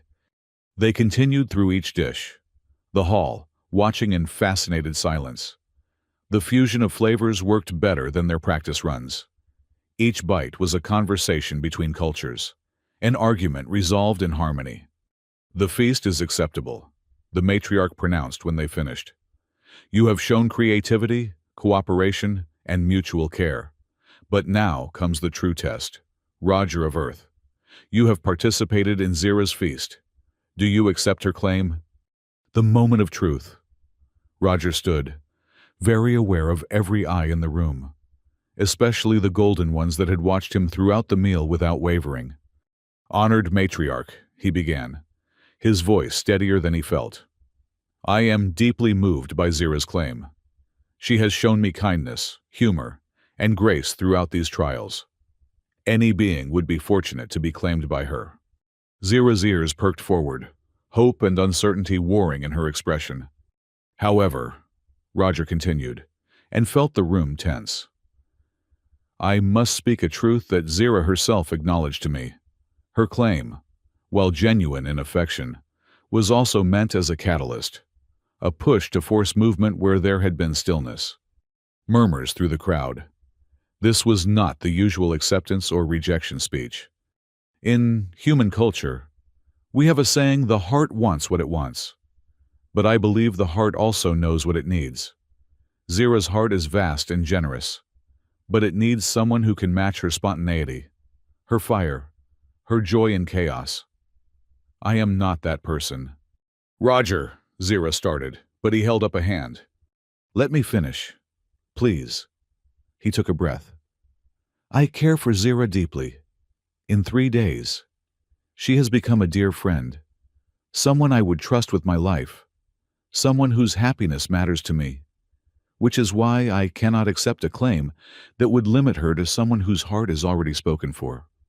The silence that followed could have been carved from stone. You reject the claim, the matriarch asked, though something in her tone suggested she'd expected this. Roger paused. He'd practiced this part, but the words felt heavier now. I invoke the right of counterclaim.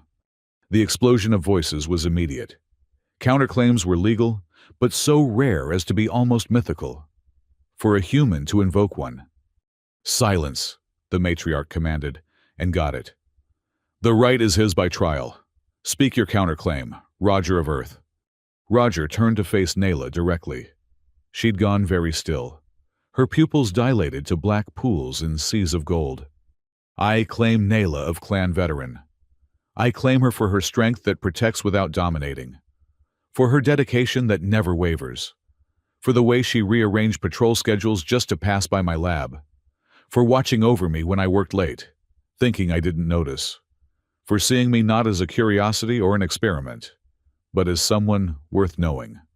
He stepped down from the platform, moving toward her table. The crowd parted, creating a path between them. I claim her for sending messages that pretend to be about duty, but always end with personal concerns. For learning to appreciate Earth roses despite thinking they're defensive weapons. For calling my behavioral quirks endearing and meaning it. For being willing to step aside rather than fight her friend. Because honor to her means more than winning. He stood before Nayla now, close enough to see the rapid rise and fall of her breathing.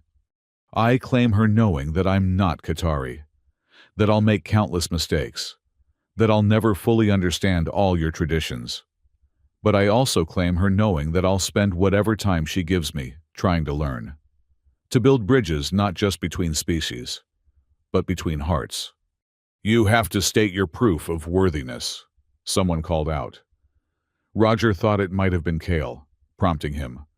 My proof of worthiness, Roger smiled slightly. I survived Karan's hunt by thinking like a human. I groomed the matriarch by offering warmth instead of perfection. I passed the council's test by finding new solutions to old problems. I am worthy not because I can be Qatari, but because I can be fully human while respecting all that you are. He looked back at Zira, who was watching with bright eyes and what looked like a suppressed grin. And I am worthy because Zira, in her chaotic wisdom, saw what Nayla and I were too careful to admit. Her claim was a gift not of herself, but of possibility. The chance for two people who circle each other like binary stars to finally collide. Poetic, Corin commented from the back. For a human. The counterclaim has been made, the matriarch announced. Zira of Clan Moriskai. Do you accept this rejection and counterclaim? Zira stood, tail swishing with what Roger now recognized as mischief rather than agitation. I accept the rejection with grace. Roger is right. My heart needs someone who appreciates creative chaos. Apparently, I'll have to keep looking among beings who don't alphabetize their spice racks. I alphabetized them one time. Shush. I'm being gracious. She turned to Nayla. The counterclaim is his to make and yours to answer, but as the originally claiming party, I have the right to speak. Nayla nodded minutely, her control absolute even as her tail betrayed her tension. Nayla has been my friend since we were cubs. Zira continued. I've watched her excel at everything combat, strategy, leadership while failing spectacularly at admitting she has feelings. I've watched her watch Roger with the kind of focus usually reserved for tactical planning. I've listened to her find excuses to mention him in conversations that had nothing to do with humans or behavioral engineering. Zira, Nayla warned. I'm almost done. My point is, this Roger saw through my chaos to my intent. He understood that my claim was both real and not real, serious and playful. That kind of perception. That's rare. Nayla, he sees you. Not just the captain. Not just the warrior. You. The person who secretly loves earth jazz music. Who reads human poetry and pretends it's for cultural research. Who has saved his life at least twice without him knowing, because you couldn't bear the thought of something happening to him? Twice, Roger looked at Nayla. When? The crystalline resonator malfunction in Lab 3, Nayla said quietly. And the atmosphere leak in Corridor 7. You were distracted, working, vulnerable. You saved my life twice and never told me. It would have been inappropriate. You weren't. She stopped, then finished firmly. You weren't mine to protect openly. The possessive pronoun hung in the air like a challenge. The counterclaim requires response, the matriarch prompted gently. Nayla, of Clan Veteran, do you accept Roger's claim? Nayla stood slowly, her movements deliberate. The hall held its breath. You claim me for my strength, she said, addressing Roger directly. But you've shown strength I could never match the courage to be vulnerable among predators. You claim me for my protection. But you've protected things more valuable than life hope, connection, possibility. She moved around the table, approaching him with the controlled grace of a hunting cat. You claim me for watching you, but you watched back, saw through protocols and propriety to the person beneath. You claim me for calling you endearing, but you've been far more than that. You've been revolutionary, disruptive, necessary. They stood face to face now. The height difference meaning Roger had to look up to meet her eyes. This close, he could see flecks of copper in the gold, the way her pupils dilated and contracted with each heartbeat. You claim me knowing you're human, but your humanity is not a flaw to overcome. It's a gift you've shared. Your warmth, your humor, your stubborn insistence on seeing the best in others, even when we bare our claws. She reached out, her hand hovering near his face, not quite touching. But I must ask you this, Roger of Earth. You invoke counterclaim in front of witnesses, by rights earned through trials that tested body, heart, and mind. But do you understand what you're truly claiming? Not just a mate for a season or a year, but for life, Qatari mate once, completely, irrevocably. Can a human heart make such a promise? Roger caught her hovering hand in both of his, feeling the barely sheathed claws, the strength that could shatter bone, but held him like spun glass. "I don't know if human hearts are made for Qatari forever," he admitted. "But I know my heart is made for yours. Different shapes, maybe, different rhythms, but they fit. Nayla, they've been fitting since you first called me endearing and tried to take it back. Since I started timing my lab work to your patrols. Since we've been orbiting each other, too scared to fall but unable to pull away." "Pretty words," she murmured, but her control was cracking. "You always did know how to talk. Then let me use words you'll understand." He squeezed her hand gently. "I claim you, Nayla, by trial and truth, by fusion cooking and failed grooming, by every moment we've pretended not to see each other watching. I claim you, knowing it's forever, and choosing it anyway, because a life orbiting you is worth more than a universe without you." A sound rippled through the hall. Not quite gasp, not quite sigh. The sound of witnessing something unexpected becoming inevitable. "Nayla of Clan Veteran," the matriarch said formally. "Do you accept this claim?" Nayla looked at Roger for a long moment. Then, moving with deliberate precision, she lowered her head and pressed her forehead to his, a gesture he'd read about, but never seen.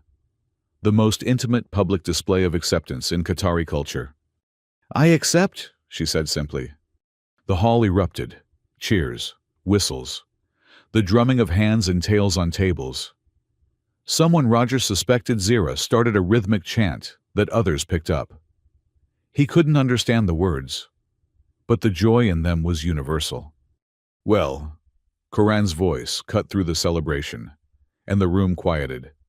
The gray Qatari had risen from his seat, his expression unreadable. "This is all very touching. The human and the captain, united despite impossible odds.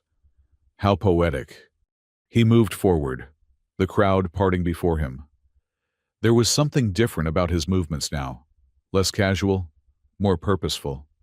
"But I wonder," Koran continued, "if the human knows what he's truly claimed. Not just a mate, but a protector of secrets. Not just a captain, but a guardian of classified truths. Tell me, Roger of Earth, has your new mate shared with you the real reason she's been watching you so carefully?" "Koran!"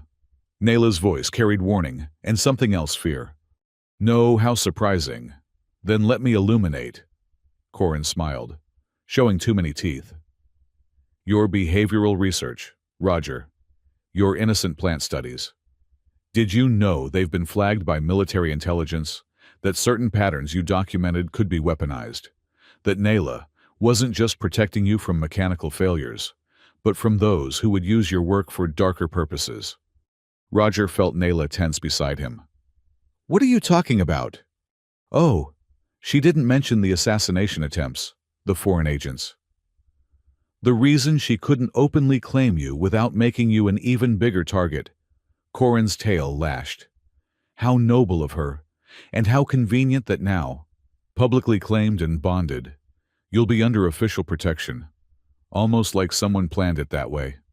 "That's enough," the matriarch commanded. But Koran wasn't finished. "I challenge the bond," he announced. "As is my right by blood and rank. Nayla's claim cannot stand, while mine takes precedence." "You have no claim on Roger," Nayla snarled. "Not on him. On you." Koran's smile widened. "Did you forget, cousin? The arrangement our families made when we were cubs, never formally dissolved, never officially rejected. By law, you're still promised to me." The celebration died completely. Roger felt the blood drain from his face as he processed this information. Cousin, arranged bonding, legal claim. "That arrangement was conditional," Nayla said. but her voice had lost its certainty. On neither of us finding mates before our 40th year, Corin agreed. Which, according to station records, was last month. You're mine by law, Nayla. Unless... He paused, dramatically. You prefer trial by combat. I'm sure your human is eager to fight for you. He did so well against me in the arena. Roger's mind raced. The hunt, where Karan had toyed with him. The strength difference. The impossibility of winning a physical challenge against a Qatari warrior in his prime. I'll fight, he said anyway. No, Nayla and Zira said simultaneously. Actually, the matriarch interjected. That won't be necessary. Corin of clan veteran. Your claim is acknowledged. However, there's a complexity you seem unaware of. Corin's confidence flickered. What complexity? The human underwent trials, passed them, made a counterclaim that was accepted by our most ancient laws, that creates a bond in progress, superseding prior arrangements that were never formalized. But, unless, the matriarch continued smoothly, you wish to challenge the trials themselves, claim they were improperly administered, that would require a full council review.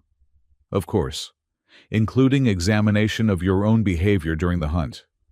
I believe the term Roger used was playing with his food, not very honorable for a formal trial. Corin's ears flattened. The council approved my participation. As a hunter, not as an executioner. The difference matters, particularly when challenges are invoked. The matriarch's tone suggested this topic was closed. Now, you have two choices. Accept that Nayla's prior obligation is dissolved by higher law, or formally petition the full council for review, which could take months, during which time Nayla and Roger's bond would be considered provisionally valid. This is favoritism, Corin snarled. This is law, the matriarch corrected. Older than your claim, older than your pride. Choose. Corin looked around the room, finding no support. Even those who might have backed him seemed more interested in the unprecedented nature of the situation than in upholding dusty family arrangements. I withdraw my challenge, he said finally. But this isn't over. The humans' research, the security implications, will be handled by appropriate authorities. The matriarch cut him off. Your concern is noted and dismissed. You may leave. It wasn't a suggestion. Corin gave Roger one last look, promising nothing good, then stalked out of the hall. Well, Zira said into the silence that followed. That was dramatic. Anyone else have surprise legal claims to make no good? Can we get back to celebrating then? My best friend just got herself a human, and I have winning bets to collect. The tension broke. Laughter returned, tentative at first, then fuller. But Roger noticed the looks exchanged, the whispers. Corin had revealed things that wouldn't be easily forgotten. Is it true? He asked Nayla, quietly. The assassination attempts, my research being weaponized. Later, she promised. Tonight is for joy. Tomorrow. She squeezed his hand. Tomorrow we deal with complications. Together. Together, Roger agreed, then yelped as Zira appeared beside them, with a bottle of something that sparkled ominously. Bonding toasts, she announced. Prepare your human liver, Roger. You're about to experience Qatari celebration drinking. Is it safe? Absolutely not. But Nayla will protect you. It's what she does. Zira winked. Though now she can do it openly. No more sneaking around playing guardian angel. I wasn't sneaking, Nayla protested. You hacked 3 different security systems to watch his lab feed. That was for legitimate security purposes. Sure it was. Zira poured 3 glasses of the sparkling substance. To Roger and Nayla, may your bond be as strong as your mutual awkwardness, and as lasting as your stubborn refusal to admit the obvious. They drank. Roger immediately regretted it. The liquid tasted like champagne mixed with battery acid and something floral. His eyes watered. "What is this?" "Fermented crystal fruit," Nayla supplied, patting his back as he coughed. "An acquired taste." "Everything here is an acquired taste," Roger wheezed. "The food, the drinks, the death-defying courtship rituals. But you're acquiring them," Nayla said softly. "That matters." As the celebration continued around them, Roger found himself pulled into conversations, congratulations, and more toasts with slightly less lethal beverages. But through it all, he was aware of Nayla beside him. The way she stayed close without crowding. The occasional brush of her tail against his leg. The possessive hand on his shoulder when others got too familiar. "So," Dr. Silas appeared before them, looking amused. "The behavioral engineer who solved our chemical incompatibility problem. Tell me, was the counterclaim always your plan?" "Nothing about this was planned," Roger admitted. "I'm just very good at improvising under pressure." "A valuable skill when bonded to a Qatari, especially that one." She nodded to Nayla. "She's been one of our most effective operatives, also one of our most solitary. You've accomplished something remarkable. Falling in love. Making her admit she could." Dr. Silas raised her glass. "To impossible bridges built from understanding." As the night wore on, Roger learned more about Qatari celebration customs. There was dancing, or something like it, involving a lot of tailwork he couldn't replicate. There were songs and harmonics that made his bones vibrate. There were increasingly embarrassing stories about both Nayla and Zira's youth. "Did you really arrest your own instructor for improper claw maintenance?" Roger asked Nayla after one particularly colorful tale. "Regulations are regulations," she said primly. "If he wanted to teach combat, he should have maintained combat readiness." "You were 7, Zira protested. 7-year-olds don't arrest adults." "I was a very dedicated 7-year-old. You were a tiny tyrant with a rule book." "That too." Roger laughed, imagining a miniature Nayla citing regulations that confused adults. "I wish I could have seen that." "Stick around," Zira suggested. "She hasn't changed that much. Last week she tried to cite me for improper tail posture in the mess hall. It was creating a tripping hazard." "My tail, my business." They bickered affectionately, and Roger felt a warmth that had nothing to do with alien alcohol.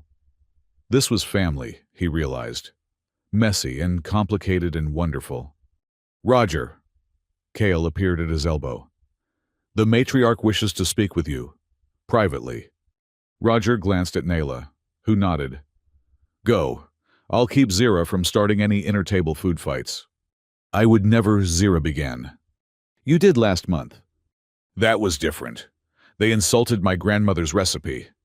Roger left them arguing and followed Kale to a quiet alcove where the matriarch waited. She'd shed her formal presence, looking more like a tired grandmother than a political powerhouse. "Sit," she instructed. "We need to discuss what comes next." Roger sat. "This is about what Karan said, the security issues." "Partly. Your research has indeed attracted attention. Some beneficial, some less so. Nayla has been protecting you. But that protection must now be official. Public. Understood?" "I think so." "Good. There's also the matter of your position here. You can't continue as just a behavioral engineer, not bonded to one of our military leaders. It would cause complications." "Am I being fired?" Her whiskers twitched. "Promoted. The Council of Sciences wants you as a consultant, official liaison for interspecies behavioral studies. The pay is better, the access broader, and the protection absolute. And the catch." "Smart human. The catch is that some of your research will be classified. Some applications will be military. Can you accept that?" Roger thought about it. "Can I ensure it's used defensively for protection and understanding, not aggression? I can promise oversight and ethical review. I cannot promise your work will never be weaponized. Such is the nature of knowledge. Then I need to think about it. Of course. You have time. But Roger, she leaned forward. Corin wasn't wrong about the danger. There are those who would use your insights for dark purposes. Being publicly bonded to Nayla protects you, but it also makes you a target. Be certain you can accept that burden. I accepted Nayla, Roger said simply. Everything else is just details. The matriarch smiled. She chose well, even if it took Zira's chaos to spark the choosing. About that arrangement with Coran. Ancient history. Families make such agreements when cubs are born, hoping to strengthen alliances. Most dissolve naturally as the cubs grow and choose their own paths. This one lingered because neither Nayla nor Coran found other mates. Now it's void. He didn't seem happy about that. Coran is ambitious. A bond with Nayla would have elevated his status significantly. Now, he must find other paths to power. She studied Roger carefully. He may cause trouble. Are you prepared for that? I survived his hunt, I'll survive his plotting. With significantly more backup now, she agreed. Go. Enjoy your celebration. Tomorrow brings its own challenges. Roger returned to find the party winding down. Many Qatari had left, but core friends remained. Zira had produced a stringed instrument from somewhere and was leading a group in what sounded like a bawdy ballad. Nayla sat apart, watching with fond exasperation. Survived the matriarch, she asked as he settled beside her. She offered me a job and a warning. Ah. Nayla was quiet for a moment. I should have told you about the security concerns. About Coran. About all of it. When during the trials, while I was panicking about fusion cooking, these haven't exactly been normal circumstances. No, she agreed. They haven't. Roger, what Coran said. Doesn't matter. He took her hand, marveling at how natural it felt despite the size difference. Whatever complications come, we'll handle them. Together. Like you said. Simple as that. Complex as that, he corrected. But worth it. She squeezed his hand gently. You may revise that opinion when you see the amount of paperwork required for interspecies bonding. Paperwork doesn't scare me. Your cousin might, but not paperwork. I'll handle Corin. He's all bark, no bite. Well, mostly bark, some bite. Moderate claw action, she sighed. I'll definitely handle Corin. My hero, Roger said lightly, then more seriously. Thank you for protecting me even when I didn't know I needed it. For waiting until I was ready to see what was between us. For accepting my claim, despite all the reasons not to. Thank you, she countered. For seeing past my rank and rules to find the person underneath. For being patient with my inability to express emotions properly. For choosing me despite safer options. Safer, maybe, but not better. Never better. They sat in comfortable silence, watching Zira's performance deteriorate into something involving interpretive tail dancing. It was ridiculous and perfect, and exactly what Roger needed after the intensity of the evening. So, he said eventually, what happens now? Now we file paperwork, endure terrible jokes from colleagues, figure out how to merge human and Qatari living spaces without driving each other insane, navigate interspecies biology concerns, deal with political implications, the usual new relationship challenges. When you put it like that, it sounds almost normal. Nothing about us will ever be normal, Nayla said, but she was purring. Normal is for people who don't accidentally trigger ancient bonding rituals by bleeding on their friends. That was a very specific accident. That changed everything. For the better. She looked at him, golden eyes warm with promise. Ask me in a year, after we've survived living together, working together, and whatever chaos Zira creates next. Deal! As if summoned by her name, Zira appeared before them, slightly unsteady from celebration drinks. You two are disgustingly cute, she announced. I'm taking full credit for this match. It's going in my record. Successfully paired oblivious human with emotionally constipated Qatari through strategic chaos. Career highlight. We're not a career highlight, Nayla protested. You're my greatest achievement. After that time, I reprogrammed the station's environmental controls to play Earth jazz whenever someone said regulation.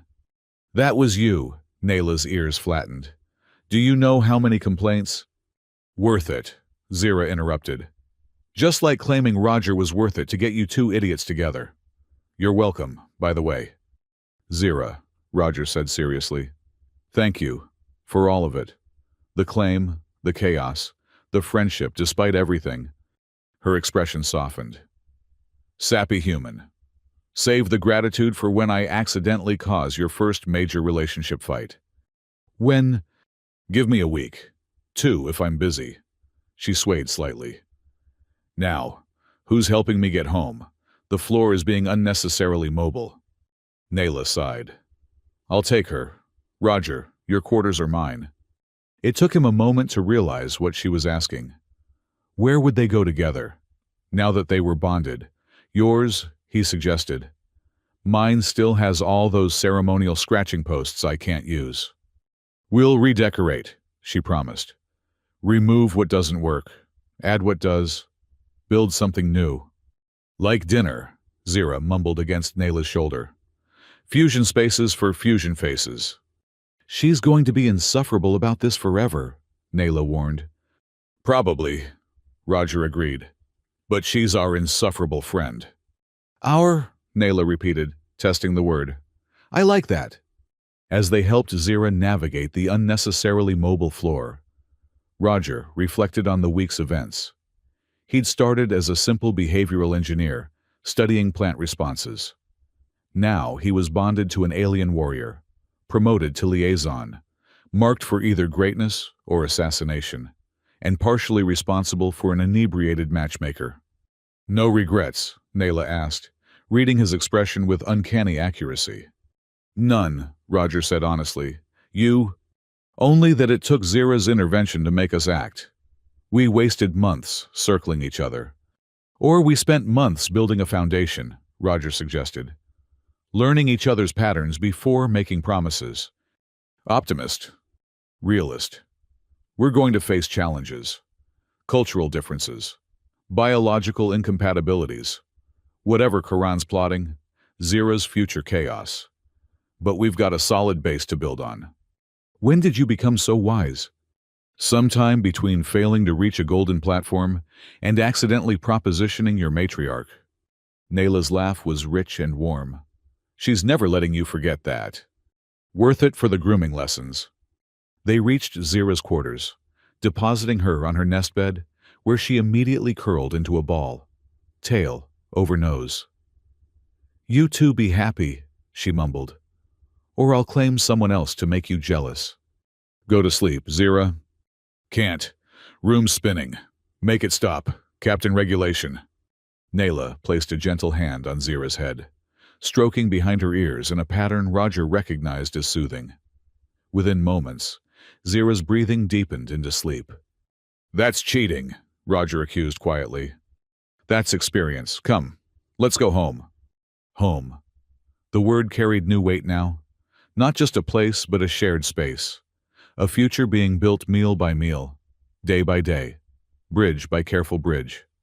As they walked through Akora Prime's corridors, passing late-shift workers who offered knowing smiles and respectful nods, Roger felt the magnitude of change settling over him.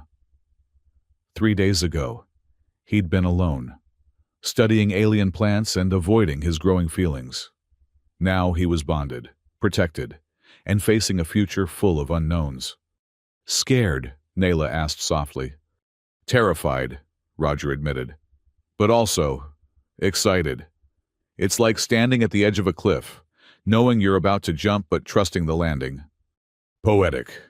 But if you're jumping off cliffs, I'm coming with you. Someone needs to catch you when your human physiology proves inadequate. My hero, Roger repeated, meaning it. They reached Nayla's quarters, their quarters now, and Roger paused at the threshold. The space beyond was Nayla's domain, organized and efficient, about to be disrupted by human chaos. Second thoughts, Nayla asked. Never. Just taking a moment to remember this. The before it becomes after. The behavioral engineer, cataloging experiences. The man in love, making memories. Nayla pulled him inside, the door closing behind them with soft finality. Then let's make some worth keeping. The night stretched ahead, full of promise and possibility. Outside, Ecora Prime continued its rotation, aliens of dozen species going about their lives. But inside, two hearts, one human, one Qatari began the delicate work of building something new. Tomorrow would bring challenges, Corin's threats, integration concerns, the complex dance of interspecies romance. But tonight was theirs, earned through trials and chaos, fusion cooking and borrowed courage. As Roger had learned, sometimes the best bridges were built not from careful planning but from glorious, terrifying leaps of faith. And sometimes, if you were very lucky, someone caught you on the other side. The message came 3 weeks after the bonding feast, delivered by a nervous ensign who practically threw the datapad at Roger before fleeing. Roger read it twice, certain he was misunderstanding. Challenge of first providing. He read aloud to Nayla over breakfast. What's that? Nayla's ears flattened so dramatically they nearly disappeared into her fur. Koran, that manipulative, regulation-twisting son of a... Language, Roger interrupted mildly. You'll scandalize the coffee. The coffee can handle it. She snatched the pad, reading rapidly.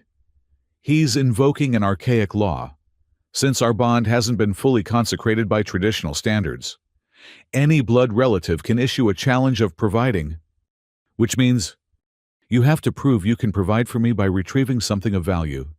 In this case, her expression darkened.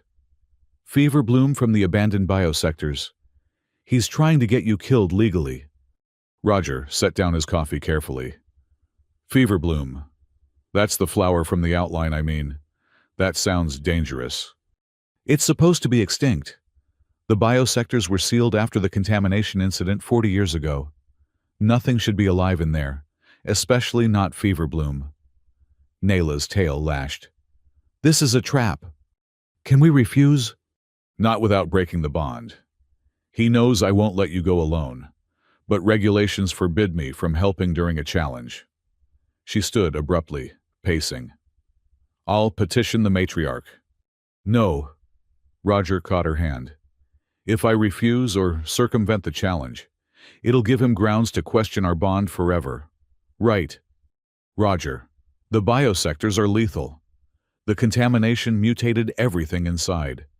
Even if fever bloom exists there, reaching it would be difficult, dangerous, probably stupid. He squeezed her hand. But not impossible. I've gotten pretty good at impossible lately.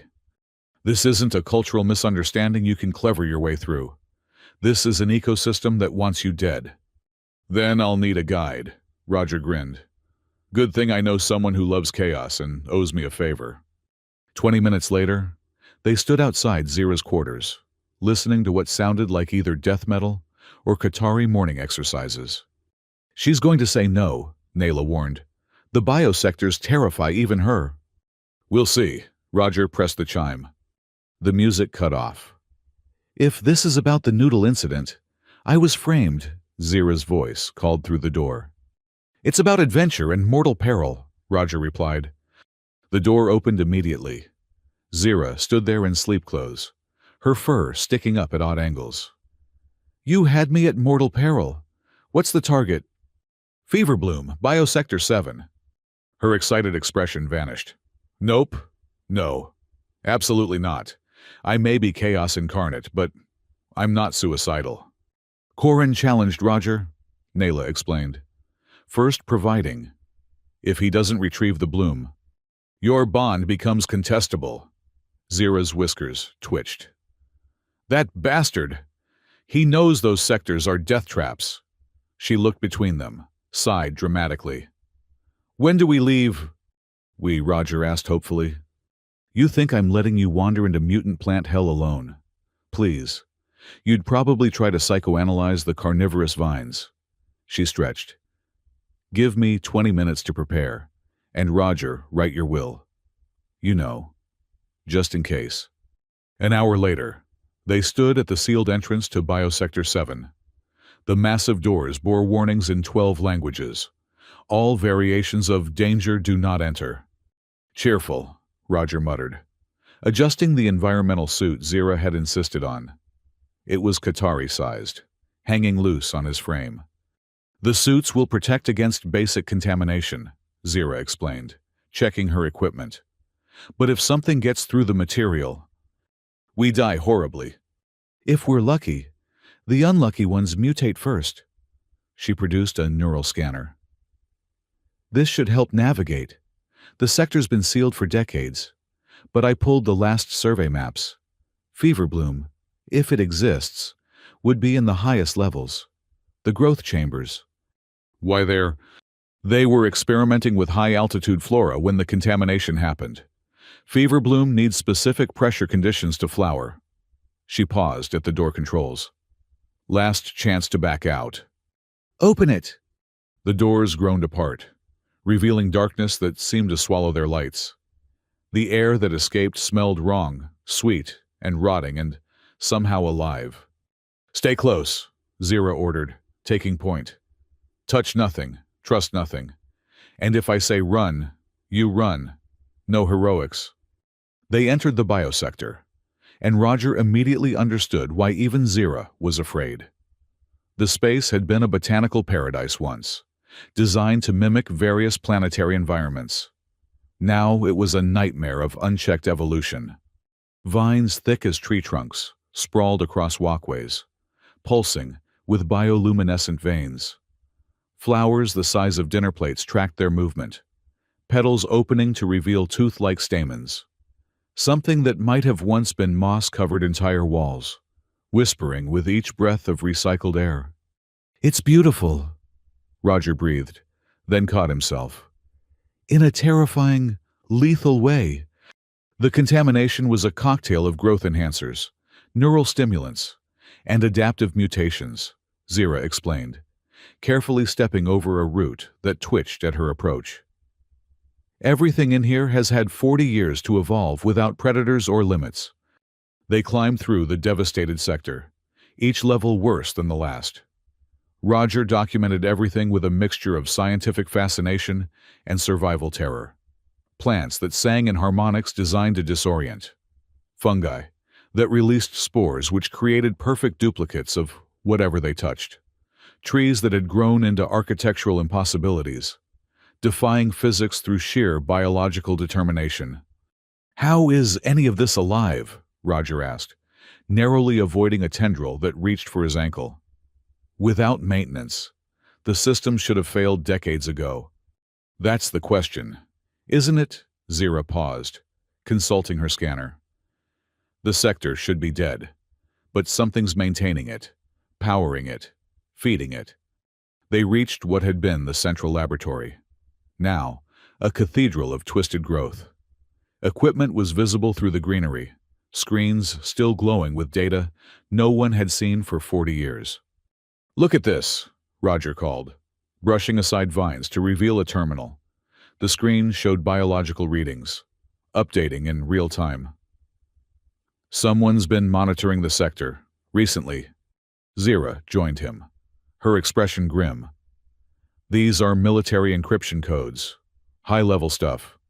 She tried accessing the data, cursing when it demanded authorization. "We need to—" A sound cut her off. Footsteps, measured, deliberate, coming from the shadows beyond the lab. "Hide!" Zira hissed, pulling Roger behind an overgrown console. The footsteps grew closer, accompanied by a familiar voice. "I know you're here. The sensors triggered when you entered. Very sloppy, cousin."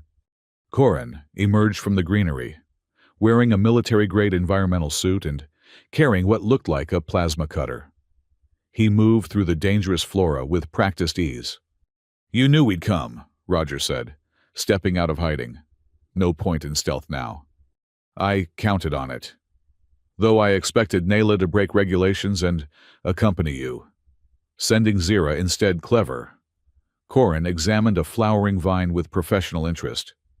Do you know what this place really is? Human. An abandoned biosector where illegal experiments went wrong. A weapons laboratory where experiments went exactly right. Corin gestured to the thriving chaos around them. The contamination wasn't an accident. It was a test. Create organisms that could terraform hostile worlds by aggressive expansion. The perfect biological weapon. That's impossible, Zira protested. The Council investigated. The Council found what they were meant to find. A tragic accident. Heroic deaths. Sectors sealed for safety. His tail swished with satisfaction. The truth is much more profitable. Roger's mind raced, connecting pieces. You're harvesting bioweapons. That's why the sector's still active. Not just harvesting, improving. 40 years of uncontrolled evolution has created wonders you can't imagine. Corin moved to the terminal, entering codes with practiced efficiency. The fever bloom was an unexpected bonus. A flower that bonds at the neural level, creating perfect loyalty between handler and subject. Imagine the applications. That's why you sent me here, Roger realized. Not to kill me, but to test if humans were compatible with our latest improvements. Your behavioral studies made you the perfect candidate. If you survived and retrieved the bloom, we'd know human neural patterns could be influenced. If you died, he shrugged. No great loss. You're insane, Zira snarled, her claws extending. When the matriarch learns, the matriarch will learn nothing. You're trespassing in a restricted zone. Your deaths will be tragic, but understandable. And I'll comfort my grieving cousin through her loss. He raised the plasma cutter, but Roger was already moving. Not toward Corin, that would be suicidal. Toward the terminal. Stop him, Corin shouted. But Roger's hands were already flying over the interface. His months of studying Qatari systems paid off as he navigated to the environmental controls. You want to see 40 years of evolution, Roger called out. Let's see all of it. He overrode the containment protocols. The effect was immediate. Barriers between sections dissolved. Carefully maintained ecosystem boundaries collapsed. And 40 years of segregated evolution suddenly had new neighbors to meet. The chamber erupted into chaos. Plants that had never encountered each other began competing viciously for space. Predatory vines met aggressive fungi in battles of chemical warfare. The carefully controlled environment became a battleground. You fool, Corin snarled, forced to defend himself against his own creations. You'll kill us all. That's the plan. Zira grabbed Roger, pulling him toward an emergency shaft. Crazy human. I love how your mind works. They climbed as the sector tore itself apart below. Roger could hear Corin cursing, fighting his way through the botanical battlefield.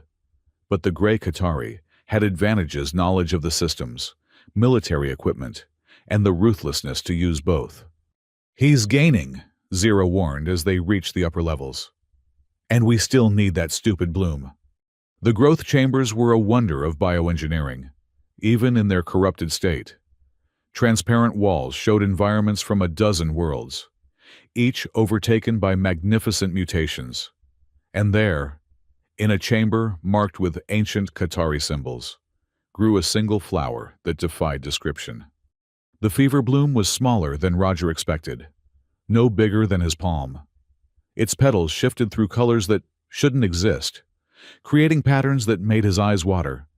It grew alone, having apparently killed or absorbed everything else in its chamber.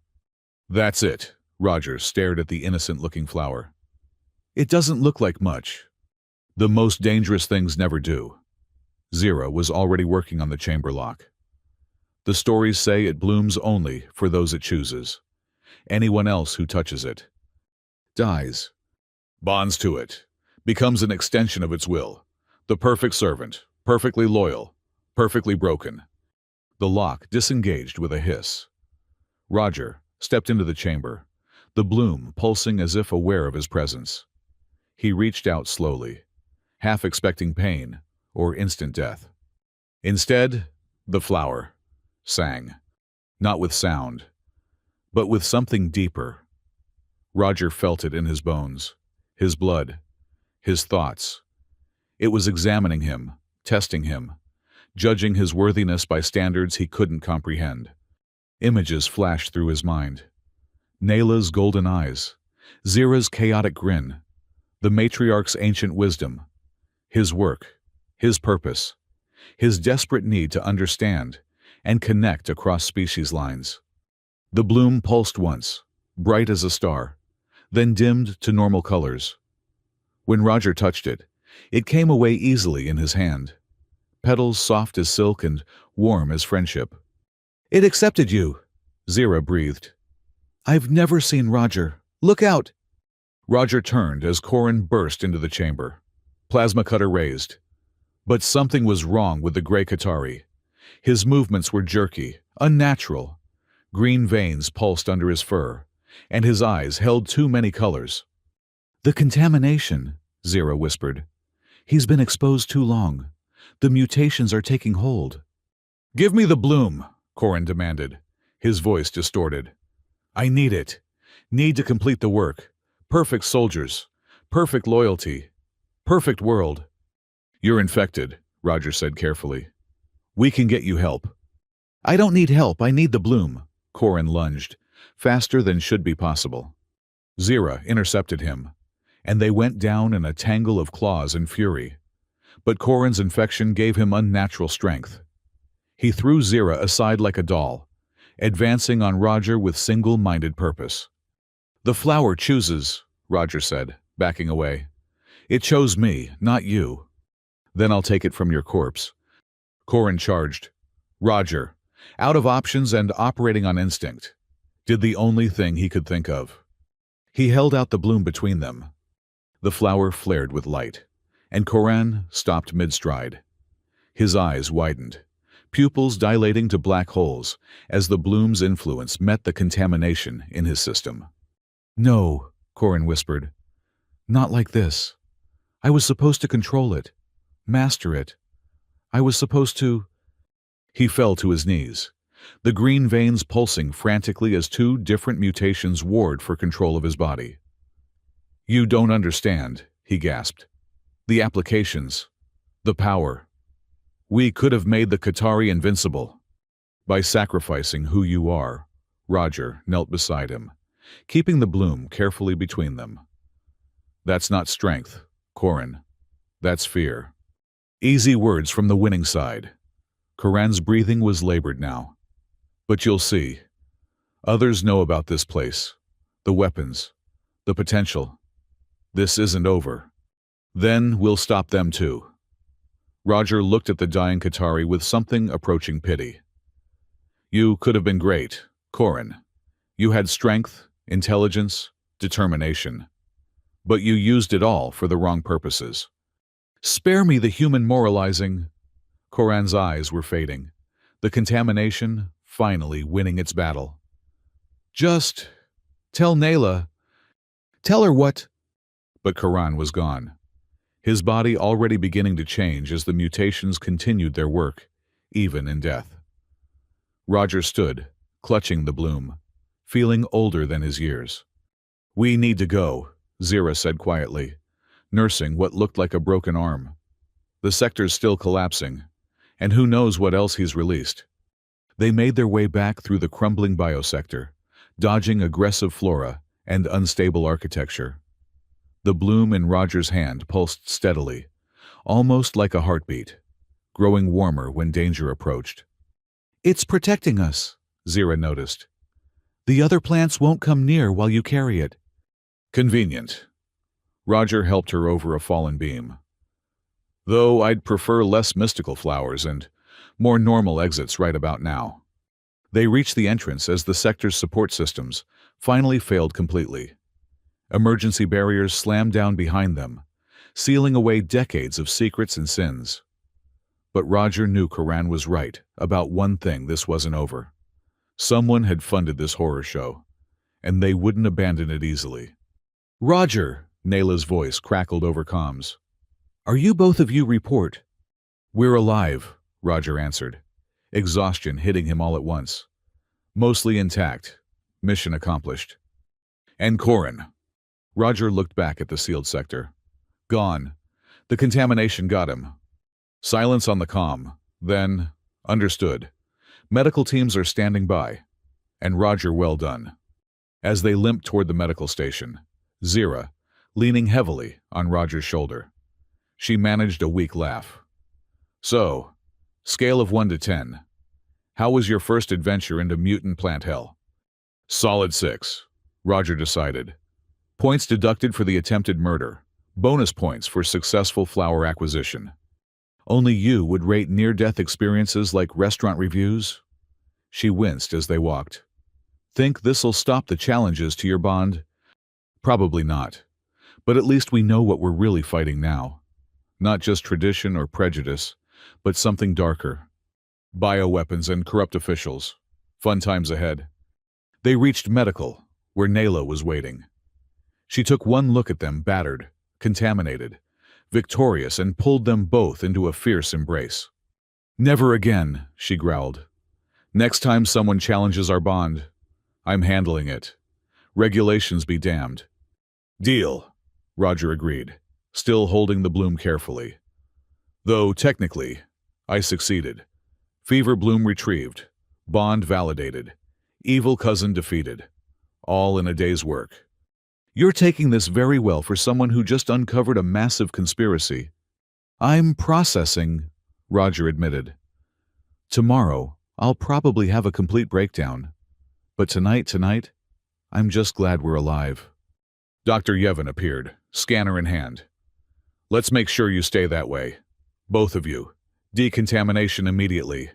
And is that really—" "Fever bloom," Roger confirmed, offering the flower. "The stories were true. It's semi-sentient and possibly psychic." "Fascinating. May I—" "Be careful. It's particular about who it accepts." Dr. Yevon examined the bloom with reverent caution. "Extraordinary. The neural resonance alone. This could revolutionize our understanding of plant consciousness. With your permission, I'd like to study it, under strict ethical guidelines. Of course. As long as it doesn't end up in another weapons program." "You have my word. After what happened in the sectors, I think we've all learned that lesson." As medical staff fussed over their injuries and contamination levels, Roger found himself thinking about connections. How a simple gesture scratching behind the wrong ears had led to exposing a conspiracy decades in the making. How bonds between people could uncover the worst and best of intentions. "Hey," Nayla said softly, sitting beside him as a medic cleaned a cut on his forehead. "You really okay?" "Getting there. It's a lot to process. Your cousin, the weapons, the implications." "He wasn't always like that," Nayla said quietly. "Corin was brilliant once, dedicated, but somewhere along the way, dedication became obsession. He stopped seeing people and started seeing only power. I'm sorry you lost him." "I lost him years ago. Today just made it official." She took his hand carefully. "But I found something worth more. Someone who faces impossible odds with terrible jokes and genuine compassion." "Careful. Compliments will go to my head." "Too late for that. The station's already buzzing about the human who tamed a sentient flower and saved the day through creative chaos." "I had help." Roger nodded to where Zira was regaling medical staff with increasingly embellished versions of their adventure. "Couldn't have done it without her. She's getting a commendation, and probably a restraining order from the biosectors. But yes, she was invaluable." Nayla's expression grew serious. "Roger, what Karan said about others knowing. We need to be prepared. This isn't over." "I know, but we'll face it together. All of us. Human determination, Qatari strength, and whatever chaos Zira brings to the table. A formidable combination. The best. Later, after decontamination and medical clearance, Roger stood in the observation deck looking out at the stars. The fever bloom sat in a specially designed containment field nearby, pulsing gently with alien life. Tomorrow would bring investigations, questions, and probably more danger. But tonight, he was alive. He was bonded to someone extraordinary. He had friends willing to walk into hell beside him, and he'd proven that understanding and compassion could overcome even the darkest intentions. Not bad for a behavioral engineer, he murmured to the stars. Talking to yourself again, Zira appeared beside him, arm in a sling but grinning. Or practicing your victory speech. Reflecting, it's been a very educational day. That's one word for it. Life-threatening, terrifying, and conspiracy revealing are others. She studied the bloom. Think it knew what it was choosing when it accepted you. Maybe. Or maybe it just recognized someone else trying to build bridges between worlds. Poetic. Wrong. But poetic. It chose you because you're ridiculously stubborn about seeing the best in everything. Even mutant death flowers. Thanks. It's a compliment. That stubborn optimism saved us today. Saved me, specifically, when you could have run. She bumped his shoulder gently. I know I started this whole mess by claiming you impulsively, but I'm glad I did. You and Nayla, this whole adventure, worth it. Even the murderous plants. Especially those. Though next time, let's stick to regular dating challenges. Dinner and a movie, not death traps and conspiracies. Deal! They stood together watching the stars. Two friends who'd faced death and come out stronger. Tomorrow would bring new challenges, but tonight was for rest and reflection. And maybe, Roger thought as Nayla joined them at the window, her presence warm and steadying. Tonight was also for hope, because if a human behavioral engineer, a rule-bound captain, and a chaos agent could uncover decades-old conspiracies while navigating interspecies romance, anything was possible. Even building a better future from the ashes of the past. The attack came 3 days later, precisely when Roger was most vulnerable alone in his lab at 0300 hours, surrounded by behavioral data and empty coffee cups. He'd been tracking anomalies in the station's communication patterns, trying to identify potential conspirators when the lights cut out. Emergency power failure in Section 12, the automated system announced. Please remain calm. Roger wasn't buying it. He grabbed the emergency beacon Nayla had insisted he carry and activated it just as the door exploded inward. 3 figures in tactical gear stormed in, moving with military precision. Not station security. Their movements were too aggressive, too practiced. Mercenaries. Dr. Roger Dawson, the lead figure said, voice distorted by a vocal modulator. You're coming with us. Resist and we'll take you in pieces. Pass, Roger said, diving behind his desk as pulse fire erupted. His lab, never designed for combat, offered little cover. Equipment shattered around him, months of research disappearing in seconds. But Roger hadn't survived the biosectors by fighting fair. He grabbed a canister from his emergency kit Qatari pheromone concentrate, used for behavioral studies. Highly concentrated, highly volatile when exposed to energy weapons. Careful with those pulse rifles, he called out, uncapping the canister. One spark and this whole lab goes up in pheromone flames. Ever seen what concentrated Qatari mating musk does to human nervous systems? The firing stopped. You're bluffing! I'm the behavioral expert who walked into mutant plant hell and came out with a psychic flower. You really want to test what I'm capable of? He heard whispered consultation. Good. Every second bot was a second closer to help arriving. Nayla would have gotten his beacon. She was probably... The ceiling exploded. Nayla dropped through like an avenging angel, claws extended and fury radiating from every line of her body. She hit the first mercenary before he could react, a whirlwind of controlled violence that sent him crashing into expensive equipment. "Mine!" she snarled, the single word carrying enough possessive rage to make the other two mercenaries step back. "Captain Nayla," the leader said, recovering quickly. "This isn't your fight. Stand down and—" "You attacked my mate. In my station. In the middle of my shift." She stalked forward, and Roger was reminded that Qatari were apex predators, for a reason. "This is exactly my fight." The leader made a hand signal. The third mercenary raised something that looked like a neural disruptor, aiming for Nayla. Roger didn't think. He threw the pheromone canister. It shattered against the mercenary's helmet just as he fired. The disruptor beam hit the concentrated pheromones, creating a cloud of electrically charged musk that sent everyone reeling. The smell was indescribable, like roses mixed with ozone, and something primal that made Roger's hindbrain scream. "Masks!" the leader shouted. But it was too late. The pheromone cloud was affecting everyone differently. One mercenary started laughing uncontrollably. Another began what looked like an involuntary mating dance. Nayla, being Qatari, was hit worst. Her pupils dilated to full black, her fighting stance shifting to something more predatory. She looked at Roger with an intensity that made his knees weak. "Run!" she growled, visibly fighting the pheromone influence. "Now!" Roger ran. Behind him, he heard Nayla lose her battle with the concentrated musk. The sound she made wasn't quite a roar, wasn't quite a purr, but something primal that promised violence to anyone between her and her chosen mate. The mercenaries never stood a chance.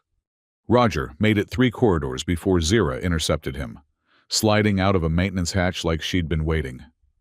"This way. Security feeds show more coming." "How many?" "Too many. Someone really wants you. Roger." She led him through service corridors he didn't know existed. "What did you find in those communication logs?" "Patterns. Someone's been using station resources to coordinate off-site activities. Biological samples leaving on unmarked ships. Coded messages to buyers." He paused to catch his breath. "I think Koran was just middle management." "Of course he was. The question is, who's running the show?" Zira's ears swiveled. "Quiet. Someone's coming." They pressed into an alcove as footsteps approached. Not the heavy tread of mercenaries, something lighter, more familiar. Dr. Silas rounded the corner, saw them, and sighed. "Of course you'd be here. Do you have any idea what you've done?" "Exposed a conspiracy to weaponize biological research," Roger suggested. "Ruined decades of careful work," she corrected. Her usual academic demeanor was gone, replaced by cold calculation. "Do you think the bioweapons were the only project we've been preparing for the next evolution of warfare? Not crude mutations, but precise biological tools. The fever bloom was just the beginning. You're part of this," Zira's claws extended. "You sat on the council. You tested Roger yourself. To evaluate his potential, yes. A human who could understand alien behavior patterns instinctively. Imagine the applications. Diplomatic manipulation, psychological warfare, perfect spies who could read any species like a book." Dr. Silas produced a small device. "He's too valuable to waste. But you, half-blood, are expendable." She fired. Zira moved, but not fast enough. The neural bolt caught her shoulder, spinning her into the wall. She went down hard, convulsing as the energy coursed through her system. "No." Roger rushed to Zira's side, checking her vitals. Still alive, but barely. The neural damage would be severe without immediate treatment. "Touching," Dr. Silas observed. "That compassion is what makes you perfect for our needs. You genuinely care about other species. That emotional connection will make your behavioral insights devastating when properly weaponized." "I won't help you," Roger said, cradling Zira's unconscious form. "Oh, but you will. We have ways of ensuring cooperation, neural conditioning, chemical dependency, or simply threatening those you care about. You've made yourself wonderfully vulnerable by forming these bonds. That's where you're wrong, Roger said quietly. The bonds don't make me vulnerable. They make me strong. He activated the emergency beacon again, this time on the wideband setting Nayla had shown him. Every Qatari on the station would hear it, not a call for help, but a challenge. A declaration that someone was threatening a bonded mate. Dr. Silas realized what he'd done, just as the first responding Qatari arrived. Then the second, then dozens, drawn by the ancient call to protect bonded pairs from threats. Clever, she admitted, backing away as the corridor filled with angry Qatari. But this changes nothing. The project has supporters throughout the government, military leaders who understand the need for biological superiority. You've won a battle, not the war. Maybe, Roger said, standing with Zira in his arms. But it's a start. Security forces pushed through the crowd, led by a disheveled Nayla, who still reeked of pheromones and violence. She took one look at the situation, Roger holding an injured Zira, Dr. Silas surrounded by angry citizens, and her expression went cold. Dr. Silas, you're under arrest for conspiracy, assault, and violation of biological warfare treaties. Nayla's voice was steady, despite the slight slur from pheromone exposure. And, if Zira dies, I'll add murder to the charges. She won't die, Dr. Silas said calmly, as security restrained her. The neural bolt was calibrated for incapacitation, not termination. I'm not a monster, Captain. Just a visionary trying to secure our species' future. By turning people into weapons. By ensuring we're never victims again. The galaxy is dangerous, Captain. Other species develop advantages while we cling to outdated ethics. How long before someone else creates the weapons we're too moral to build? Forever. If we're lucky, Roger interjected. The moment you sacrifice who you are for power, you've already lost.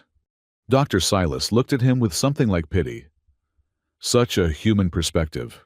You'll learn differently, in time. They all do. Security led her away, but her words lingered.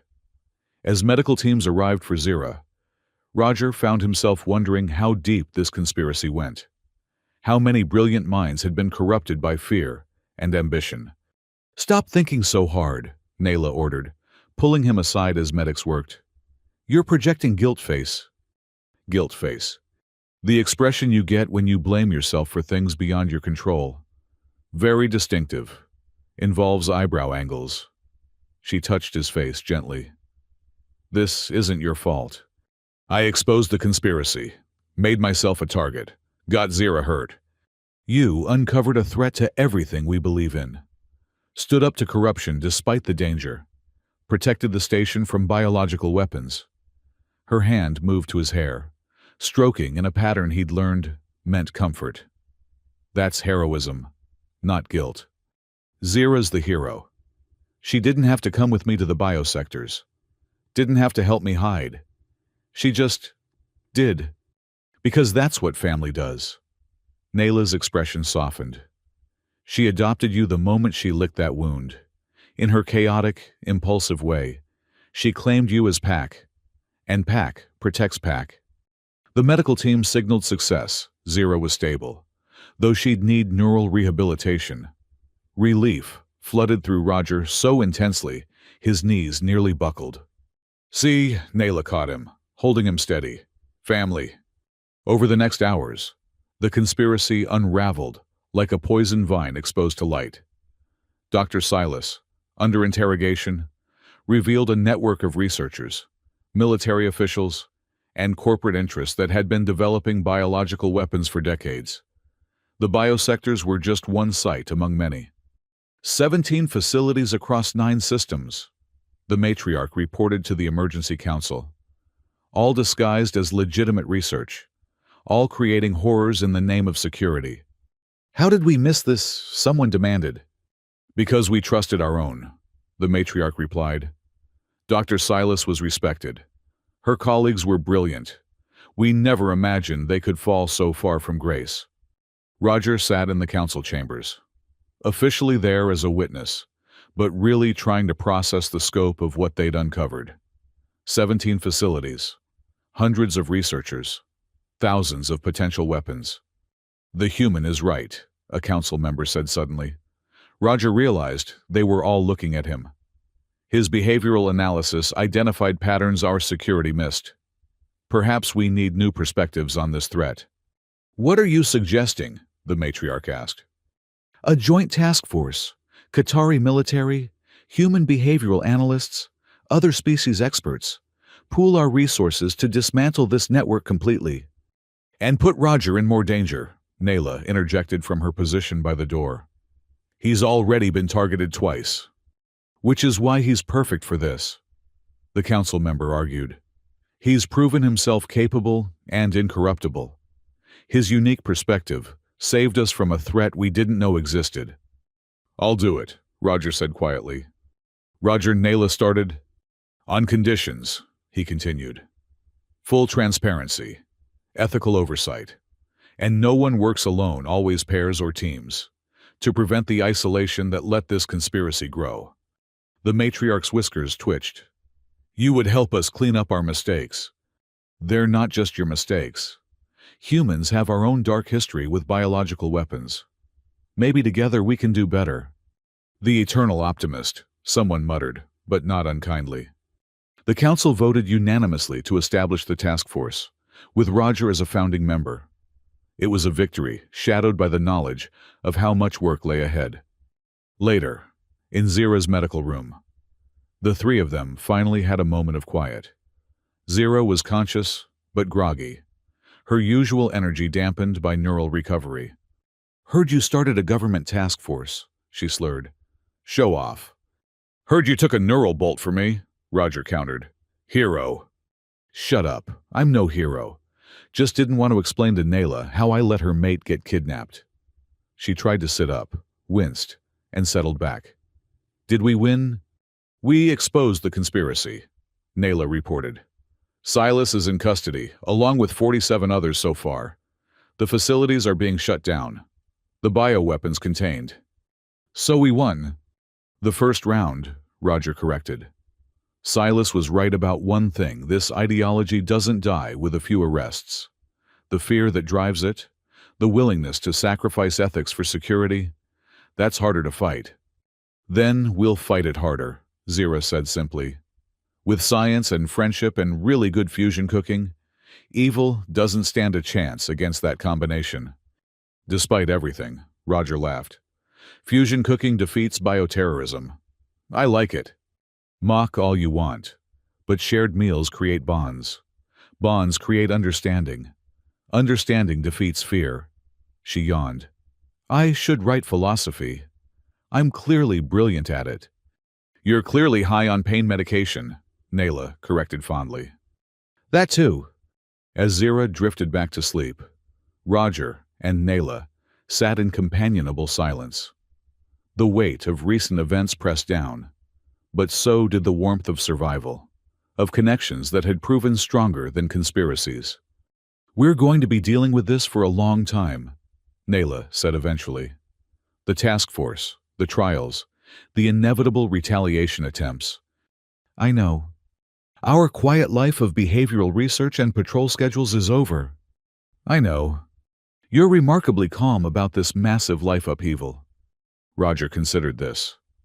3 weeks ago, I was alone in a lab, studying plants and avoiding my feelings. Now I'm bonded to an amazing partner, adopted by a chaos agent, and apparently helping to save the galaxy from biological warfare.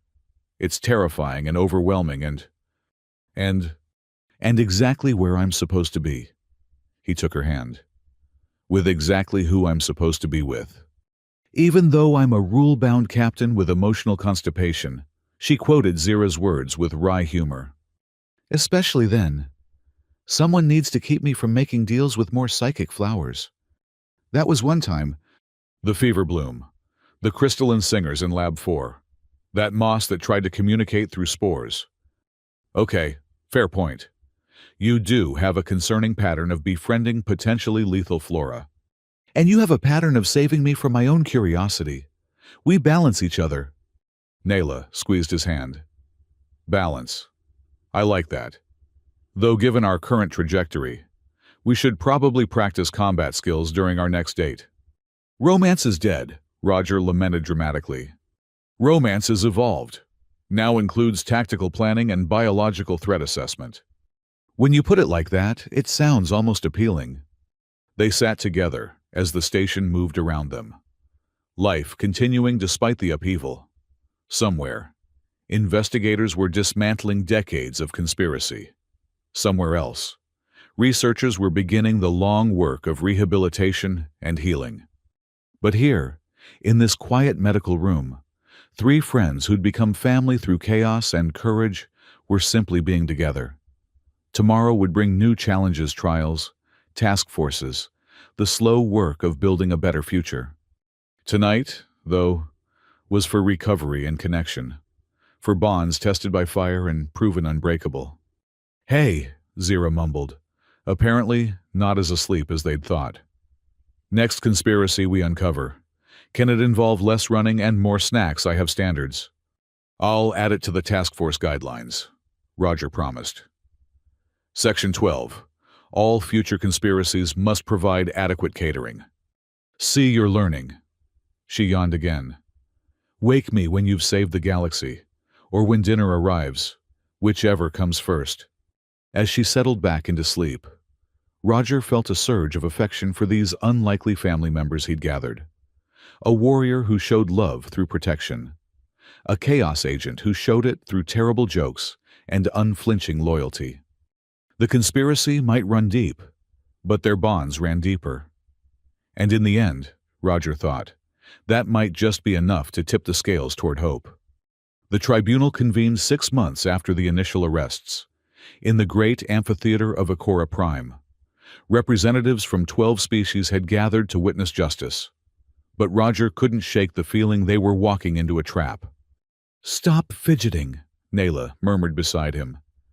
Your anxiety is making my fur stand on end. That's just the static from your dress uniform, Roger countered. But he forced himself to stillness. Around them, the amphitheater buzzed with tension. This wasn't just about biological weapons anymore. It had become a referendum on interspecies cooperation itself. Showtime, Zira whispered from his other side, her recovered neural pathways hidden beneath her usual irreverence. Look sharp. Half the galaxy's watching. The matriarch took the central podium, her presence commanding instant silence.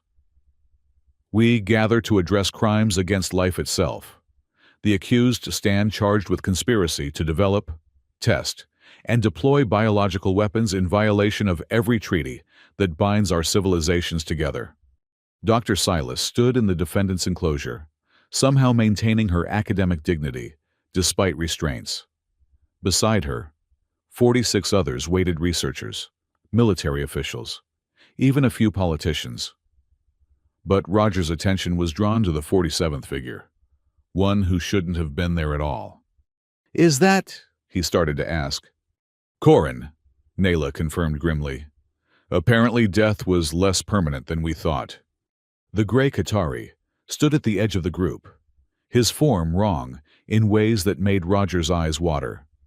The contamination had changed him, merged him with the bioweapons he'd cultivated. He was neither fully Qatari nor fully plant, but something between that shouldn't exist. The prosecution will present evidence, the matriarch announced. The next hours were a careful dance of testimony and data. Roger took the stand to explain his behavioral analysis that had uncovered the conspiracy. Nayla detailed the security breaches. Other witnesses painted a picture of decades-long corruption that spanned systems. But it was Zira's testimony that changed everything. You want to know the real crime, she said, abandoning her prepared statement. It's not just the weapons. It's the fear they represent.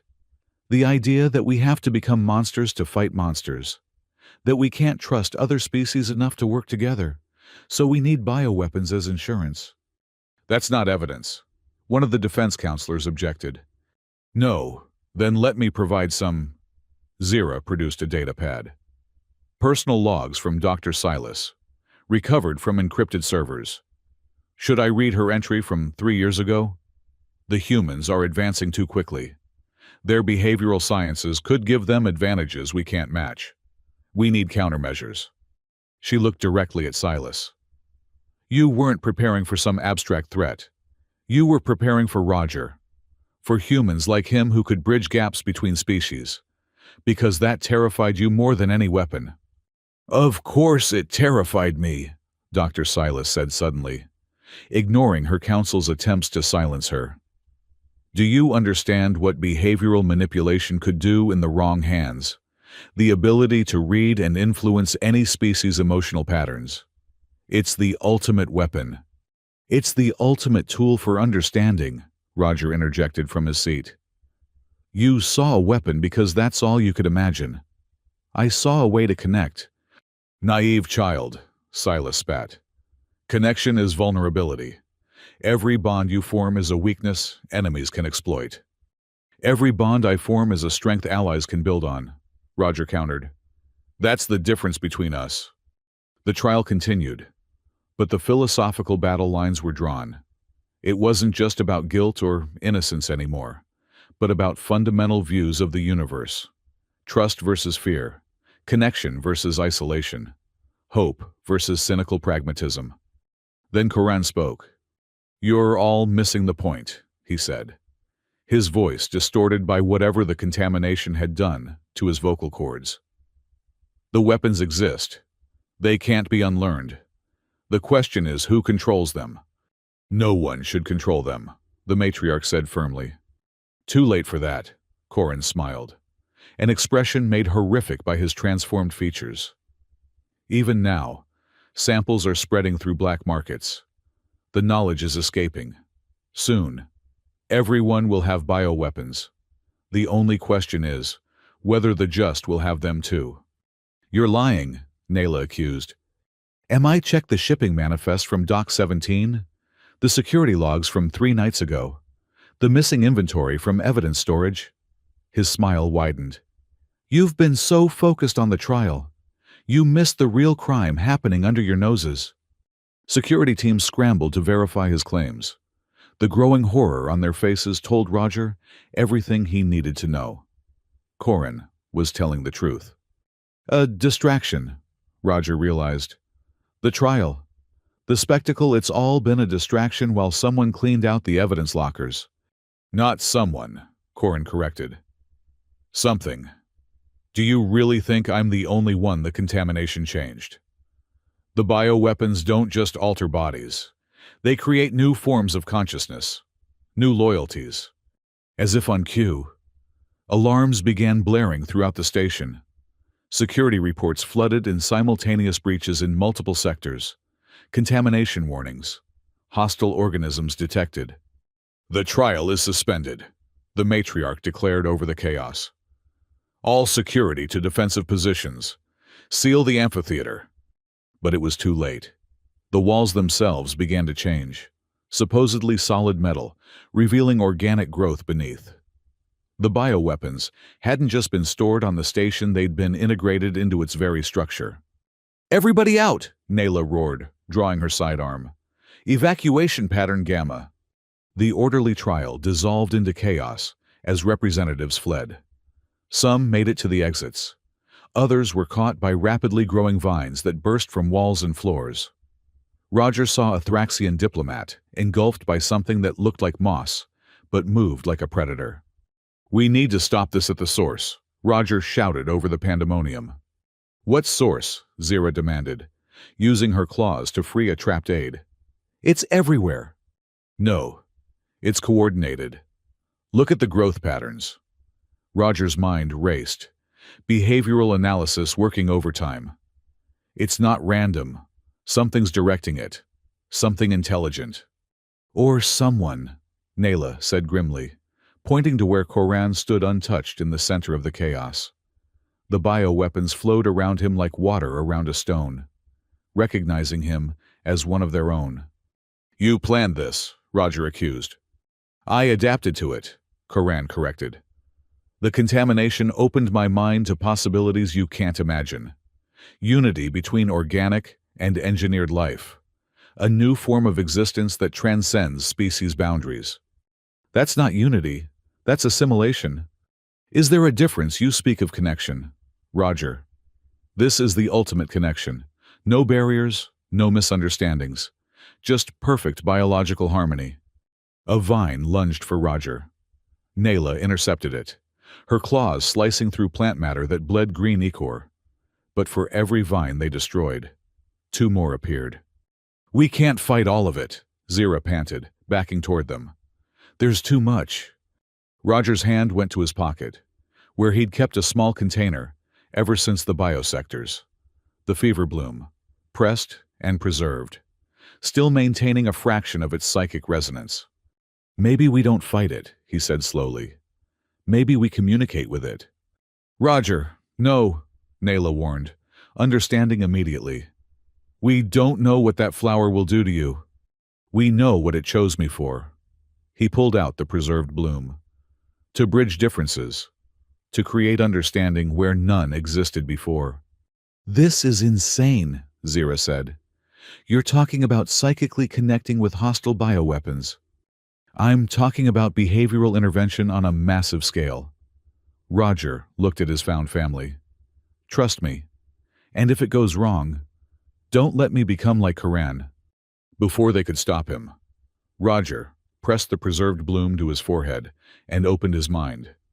The sensation was indescribable. His consciousness exploded outward, touching every piece of biological warfare in the station. But where he expected hostility, he found confusion, fear, pain. The bioweapons weren't evil. They were traumatized. Decades of experimentation, forced evolution, violent testing, it had all left marks. These organisms had been created in pain and knew nothing but conflict. They lashed out because that's all they'd ever been taught. Roger pushed deeper, past the surface aggression to the core programming.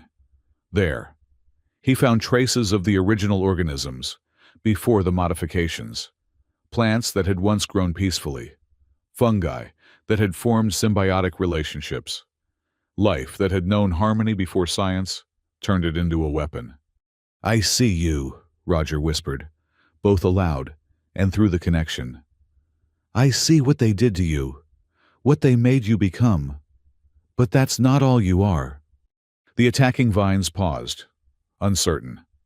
Throughout the station, the bioweapons hesitated, responding to something they'd never encountered before: empathy. You don't have to be weapons, Roger continued, pouring his understanding through the link. You can choose what to become. Growth without destruction. Evolution without violence.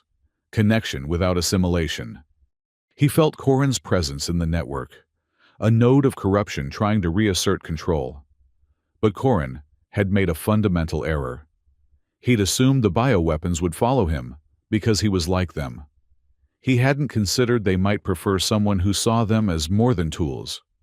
Choose, Roger said simply. Choose what you want to be. The response was overwhelming. Centuries of accumulated pain and loneliness poured through the connection. The bioweapons had been isolated, experimented on, turned into monsters. But underneath, the original life force remained, yearning for something more. One by one, they chose. The attacking vines retreated, curling back into walls that began to heal. The predatory moss released its victims, settling into dormancy. Throughout the station, biological weapons became biological wonders, choosing symbiosis over dominance. Impossible! Corin gasped, his hybrid form convulsing as the bioweapons rejected his control. They're mine. I made them. I am them. You use them, Roger corrected, maintaining the psychic link despite the strain. There's a difference. Corin lunged at Roger, but Nayla was there, intercepting with brutal efficiency. Zira flanked from the other side, and together they drove him back. But Roger barely noticed the physical fight. He was deep in communion with an entire ecosystem of traumatized life, helping it remember what it meant to grow without hurting. "Roger!" Nayla's voice, distant but urgent. "You need to let go. The strain—" She was right. He could feel his consciousness fraying at the edges. The human mind not meant for this kind of expansion. But the work wasn't done. The bioweapons needed an anchor, a new purpose to replace their weaponized programming. "The gardens," he gasped. "Send them to the xenobiology gardens. Let them grow in peace. Learn to be just life again." The preserved bloom in his hand crumbled to dust, its energy exhausted. The psychic connection shattered, sending Roger to his knees. But it was done. Throughout the station, bioweapons were already beginning their migration, drawn to the gardens where they could heal and grow without purpose beyond existence itself. "You ruined everything," Corin snarled, held between Nayla and security officers. His hybrid nature was failing without the bioweapon's support, leaving him looking more pathetic than terrifying. Years of work, evolution itself, perverted by sentiment. "Evolution guided by empathy," Roger corrected weakly. "Turns out that's stronger than evolution by force." The aftermath was surreal. The amphitheater, which had been a battlefield moments before, was now overgrown with peaceful flora. Vines hung like decorations, flowers bloomed in impossible colors, and the air hummed with life that had chosen harmony over hostility. "The defendants," someone said uncertainly. "What do we do about the trial?" Dr. Silas stood in her enclosure, staring at the transformed space with something like awe. "We were wrong," she said quietly. "I was wrong. We saw weapons where we should have seen potential allies. We created monsters because we couldn't imagine creating friends." "Pretty words," the matriarch said coldly. "But they don't undo decades of crimes." "No," Silas agreed. "But perhaps we can work toward redemption. The bioweapons will need guides as they learn to be something other than weapons. Teachers who understand their biology and their trauma." It was a solution that satisfied no one completely, which probably meant it was fair. The conspirators would serve their sentences, but part of that service would be helping rehabilitate the organisms they'd tortured into weapons. Under strict supervision, with constant ethical oversight, they would undo what they could of their dark legacy. Corin was a different matter. The contamination had changed him too fundamentally. He couldn't survive without the bioweapon support, but they had rejected him completely. "There might be a way," Dr. Yevon suggested hesitantly. "If we could stabilize his hybrid nature, find a balance between Qatari and plant." "No," Corin interrupted. "I won't be your experiment. I won't be reformed or rehabilitated, or turned into something acceptable." He looked at Roger with eyes that held too many colors. "You won. Enjoy your victory. But remember, I chose strength while you chose sentiment. We'll see which survives longer." Before anyone could stop him, Corin's form began to dissolve. The plant portions of his being, no longer held together by will and corrupted purpose, simply let go. Within moments, there was nothing left but a small pile of organic matter that might once have been either person or plant. "He chose his ending," the matriarch said quietly. "May we all choose better." The trial concluded with a new verdict: guilty. But with the opportunity for restorative justice, the conspirators would work to heal what they'd broken, under the guidance of the interspecies task force Roger had helped establish. As the amphitheater emptied, Roger found himself sitting on a bench overgrown with peaceful vines, exhausted beyond measure. Nayla sat on one side, Zira on the other, their presence grounding him. "So," Zira said eventually, "scale of 1 to 10, how was your first psychic communion with weaponized plants?" "-12, Roger managed. "Would not recommend. 0 stars." "But you did it," Nayla said softly. "You found a solution no one else could have imagined. Connection instead of control. Understanding instead of dominance." "I had good teachers," Roger replied, looking at both of them. You taught me that strength comes in many forms, that chaos can create rather than destroy, that bonds matter more than boundaries. Sappy human, Zira accused, but she was purring. They sat in comfortable silence, watching the bioweapons explore their new freedom. Some formed symbiotic relationships with the station's existing plants. Others created entirely new ecosystems. All of them grew without malice, finally free to be what they were meant to be. "What happens now?" Roger asked eventually. "Now we rebuild," Nayla said. "Better than before. The task force has work across multiple systems, dismantling weapon facilities and rehabilitating victims. It'll take years." "I meant with us." "Oh," Nayla's tail curled around his waist. "We continue, day by day, challenge by challenge, together. Even though I keep attracting galaxy-threatening conspiracies. Especially then. Someone needs to keep you from psychically bonding with every traumatized life form in the sector. That was one time. The fever bloom, the bioweapons, those singing crystals that turned out to be sentient. Pattern of behavior, Zira agreed. Very concerning. Clearly requires constant supervision. By both of us, Nayla added. For safety. Roger laughed, the sound echoing through the transformed amphitheater. 6 months ago, he'd been a lonely behavioral engineer who accidentally triggered an alien courtship ritual. Now he was bonded to a warrior, adopted by an agent of chaos, and apparently the galaxy's first bioweapon therapist.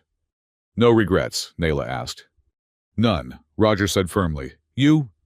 "Only that it took so much drama to get here." Drama. This from the woman who announced her feelings by dropping through my ceiling. "You were being attacked, and you called me yours in front of witnesses. Very dramatic, very possessive, very attractive." Nayla's fur fluffed with embarrassment. "That was adrenaline."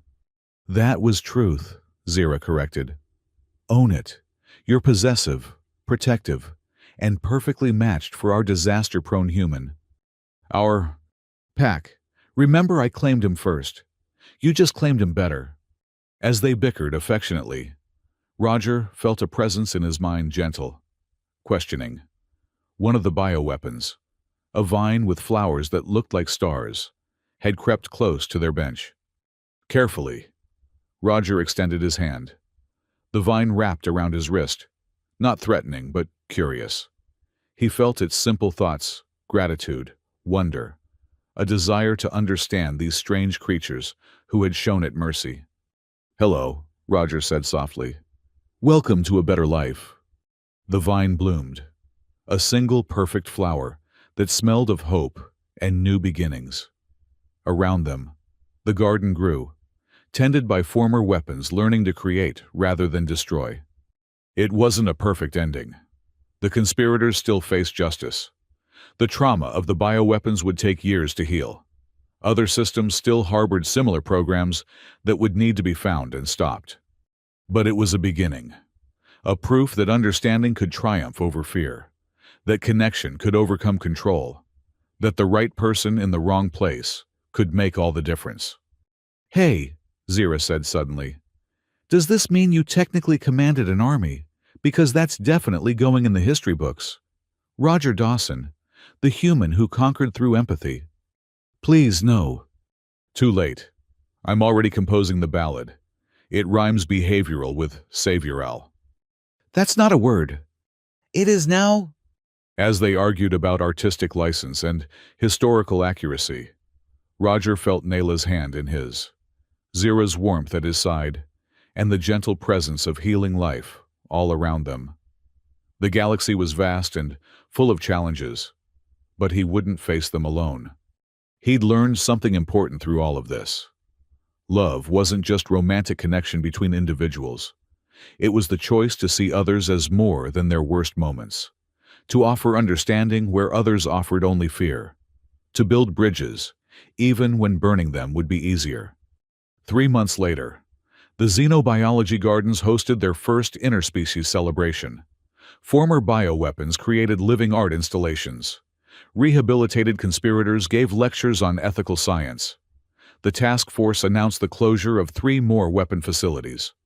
And in the center of it all, a human behavioral engineer danced badly to Qatari music, while his bonded mate tried to teach him proper tail coordination, impossible without a tail, and his adopted sister provided unhelpful commentary, entirely too helpful.